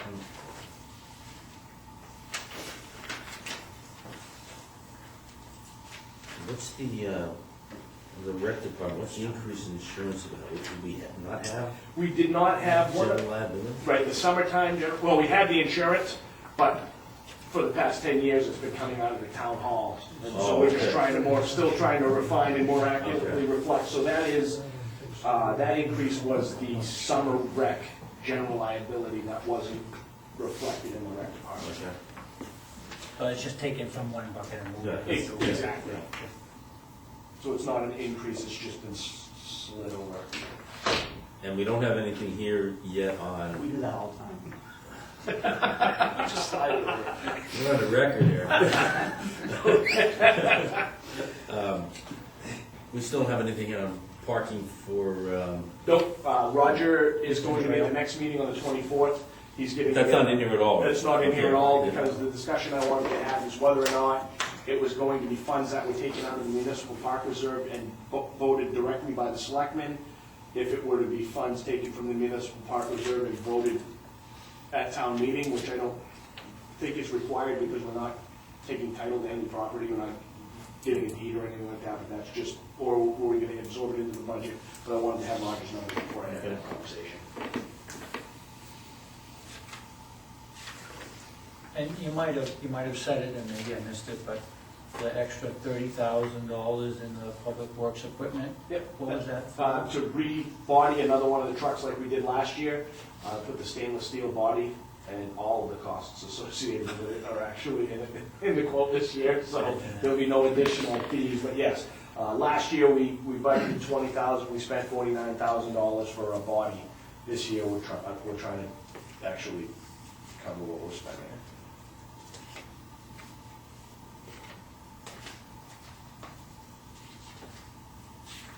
The budget board hasn't seen this yet, have They have not. It's my opinion, and it always will be, that it's the selectmen's budget, they should have the initial review.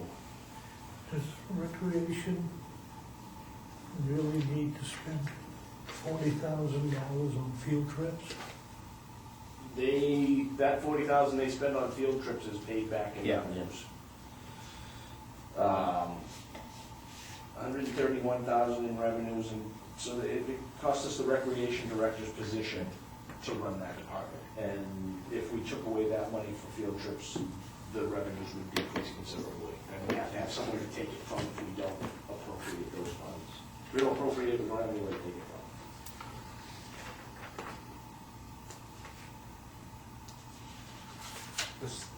The 7,000 for town hall mailings, Yes. you think that'll cover town hall, future town hall proposals, Yeah, absolutely. economic development committee, you know? Yeah, absolutely.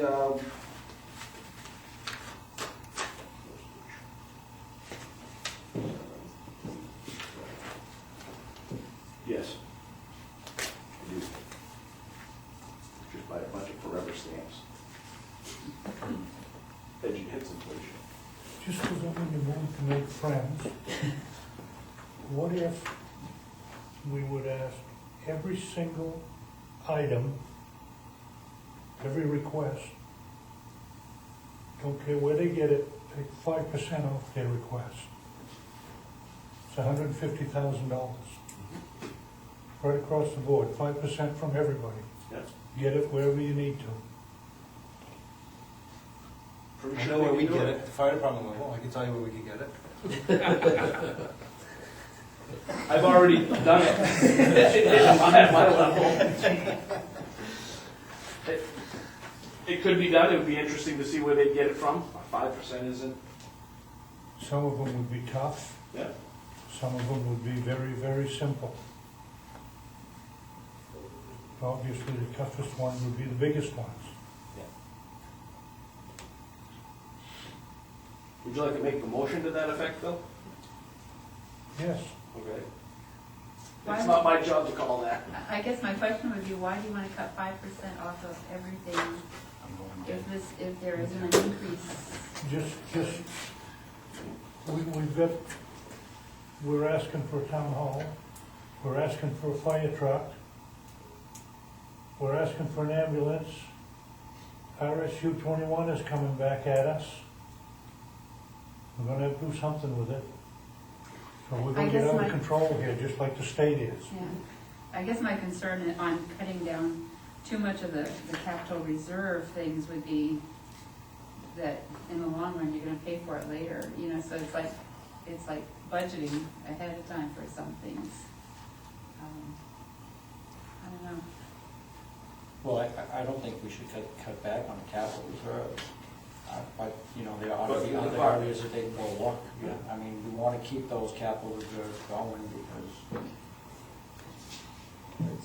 that's money in the bank for our future improvements. And, you know, for years, we kind of stayed away from that, right? You're trying to build that stuff back up, and I agree with that. So. But, you know, 5% is a lot, but, you know, maybe. I don't know where we cut it in the town hall, I really don't. I With all due respect, I'd never agree with just taking a percentage, because why isn't it 10, why isn't it 20? I mean, just pick a number, it's arbitrary, it doesn't, and I'm assuming that everybody's coming forward with some bottom line number. I mean, everybody knows we're in straits here. I mean, I assume nobody's coming forward looking for more than they need. If they are, then I'm disappointed. Yeah. Okay? Because everybody ought to be tightening their belts as much as they possibly can, because with all the things you described here. Because we got a lot of bills that are coming due, we know they're coming due. So I would hope that nobody is. I think we did that for a while, we stopped funding capital reserves Yeah. to keep the mill rate down. And in the long run, it just, you know, I know you can get some of these things financed on 5-year lease purchase agreements, Yeah. but it just seems like it's like we're always, for a long time, we were cutting the town hall to make up for the school increases when we were alone with the school. And yet, how little did we didn't fund capital improvements of the school building or the town buildings.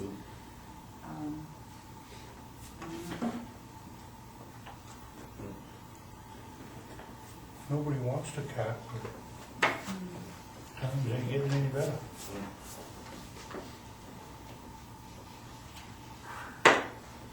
If you want to make that a motion, it's up to you. It's fine by me.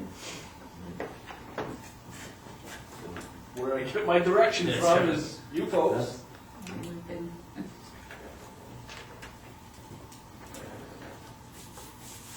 For I God's was- sake, I would change in the town hall administration, it says town planner, he gets $218,000 for it, and somebody may say, what's going on? Give him a break. First year, Phil asked me that exact question, he said, the town I planner know, makes we gotta stop. $218,000, I could fix that. I could change that list.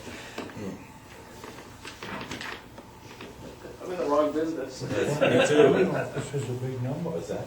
The planning office is a big number. It is, but it's just not all 10. Right. Well, no, Yeah. just a majority. Yeah. Lion's share. Other comments, questions, concerns at this point? Yeah, and we still have more time to go over this. Yeah, absolutely. Um, Digest it, Right. send things my way, bounce things off me, I don't have any problems with any of that. I'm gonna put it into the trio format, you get the Bible, the whole big thick book. I just wanted to give you a general feel for where we were at, to see if there were any immediate concerns. How much time does it take to do that whole trio thing? It takes longer to print it, it probably takes me an hour to input everything in the trio. I mean, are you happy with this format Does here? anybody need that? Email it to me, I'm fine with an email. I'm fine with this. All right. Yeah, The only thing I suggested to Todd was that this gives you what was budgeted, but I think what would be nice to have is budgeted, used, you know what I mean? Or the actual. The actual expenditure? Right, That's- because it's nice to sit there and say, okay, we budgeted this much in 2013, but what was actually expended? And same thing with 14, what is actually expended?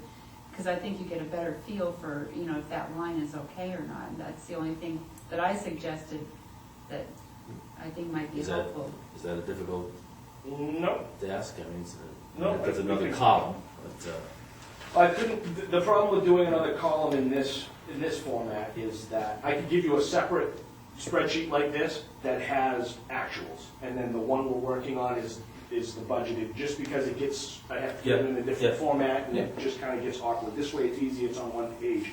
So I can very easily give you this same format with actuals. And you'll have that to compare to, and we can go from there. And that's what I was thinking of in the trio format, is to give you that as the actual, so that next year, you can use the same exact book. But if you don't need all that paperwork, then I can I very just don't easily want do that. to waste some time. Again, Yeah. information different form, but it's not much different information. Exactly. But I think that is. Yep, I can give you the actuals in the same format right here. Yeah, I mean, I would tend to think that if we budgeted X amount of dollars and we used a whole lot less, Yeah. that as a town manager, you'd be adjusting that budget now, rather than us having to come up to you and saying, Absolutely, you're not gonna look at it and go, holy cow, look at the actuals there. So no, if they're not close, they get closer. yeah, I wouldn't have to see that. Yeah, I can do that. As long as you don't mind not having the big bulk. No, of just books. give us another page like this, it'd be fine by me. Yeah. I don't have to figure out. Perfect, I will do that. Okay. Next item then is we already discussed the attendance at the February 26th meeting, whether that's happening or not, we'll wait to see. Foreclosed properties. I'm gonna let Simone lead. Do you mind, Simone, leading I met with Leah today. Out of the 8, there are 5 that will be resent. Is that correct? And there are 3 of them that will go to foreclosure. What's being resent? The The- 30 days? The 30 days will be restarted, once Leah, the paralegal did the title searches. There were there was one gentleman who was deceased, they found the personal representative as well as, the clerk of we had sent it to what we believe was the mortgage holder, and there's also a clerk. So some of them are, we had one address for, I think it's People's United, and the title search showed 3 different addresses. So we can resend to some of these banks, just to make sure that we've covered everybody. There is another one that I believe that we didn't have, a couple that we didn't have as a mortgage holder, and they're also, I think, a bank of interest that I don't know if they're being foreclosed on or what, so, we'll notify those.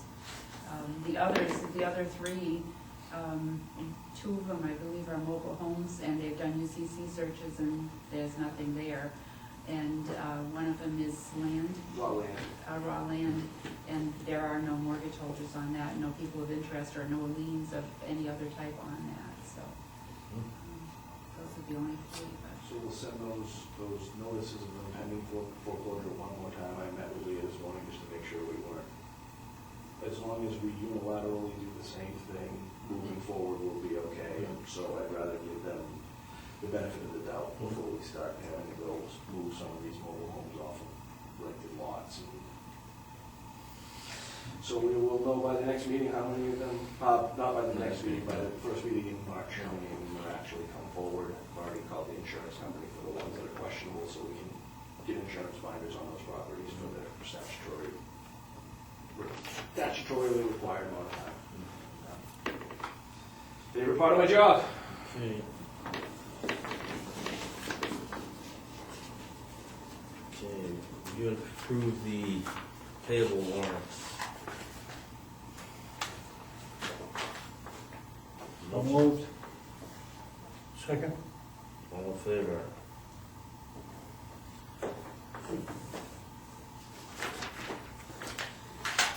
Before we get to executive session under old business, TIF discussion will be held on the 24th. That's CMP TIF, I take it? That is actually the CMP TIF and the seasonal And the cottages. seasonal cottage? Yes, Okay. they've indicated that I'll have that information next week. I've spoken to 2 attorneys who are ready to, I want to talk to them about which one Okay. we recommend, but I've spoken to them and we're ready to move forward on those. Okay.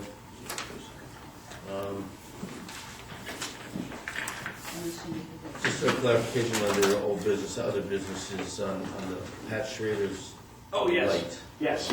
Patrick Schrader, we finally, he had sent an email request into CMP. And after talking to Patrick, I did a little digging to see who I needed to speak to at CMP. He was sent to the wrong department. There's a government relations department that deals with homeowners that want to do just this. So it's all, I put them, Patrick in touch with Miss Sherlock was her name, and they'd still do the same thing they used to do. He would pay for the light to go up, he would sign the agreement, it would be on his electric bill with no down involvement whatsoever, so. He just had the wrong email. He sent the email, and I guess he asked the question the wrong way. He forwarded the question that he sent after, and I think the person who responded to the email kind of misunderstood because they just said towns usually do that stuff, but he did pushing harder. So he told me he'd let me know if he had any trouble, but he was supposed to be contacting them today. How much is it? Any idea how much it is? I don't know, but he'll give me a call back and I'll let you know if you, just to, I was curious too, so I would imagine around $30 a month to light that thing, and I had heard, between $750 and $1,500 depending on if he goes to LED or, but I'll find out when he lets us know. The appeal process for the neighbor who now has this LED light shining in his bedroom that wasn't there before. I think, see if he's exempt from the dark sky lighting requirements. That's why he wants it on the CMP pole. Other business, well, Mr. Perry's here. Let me just tell everybody, I emailed him a couple of times with respect to not only Robert's hearing, but another bill. He responded to me many times, very timely manner, and it also indicated to me he's happy to hear from us on issues that are concerns to you individually or as a board. So he's easy to find. Anytime. We know where he lives. Exactly. We all know He's where never there. We don't know where he keeps his boat, though. No, yeah. He's in the garage, right now, with no engine in it. Oh, yes. That's a cheap job right there, Wayne. Yeah. That's the whole engine.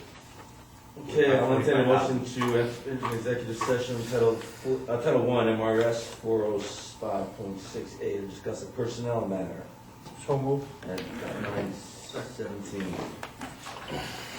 Motion to make. Night, Don. All in favor? I'm sorry.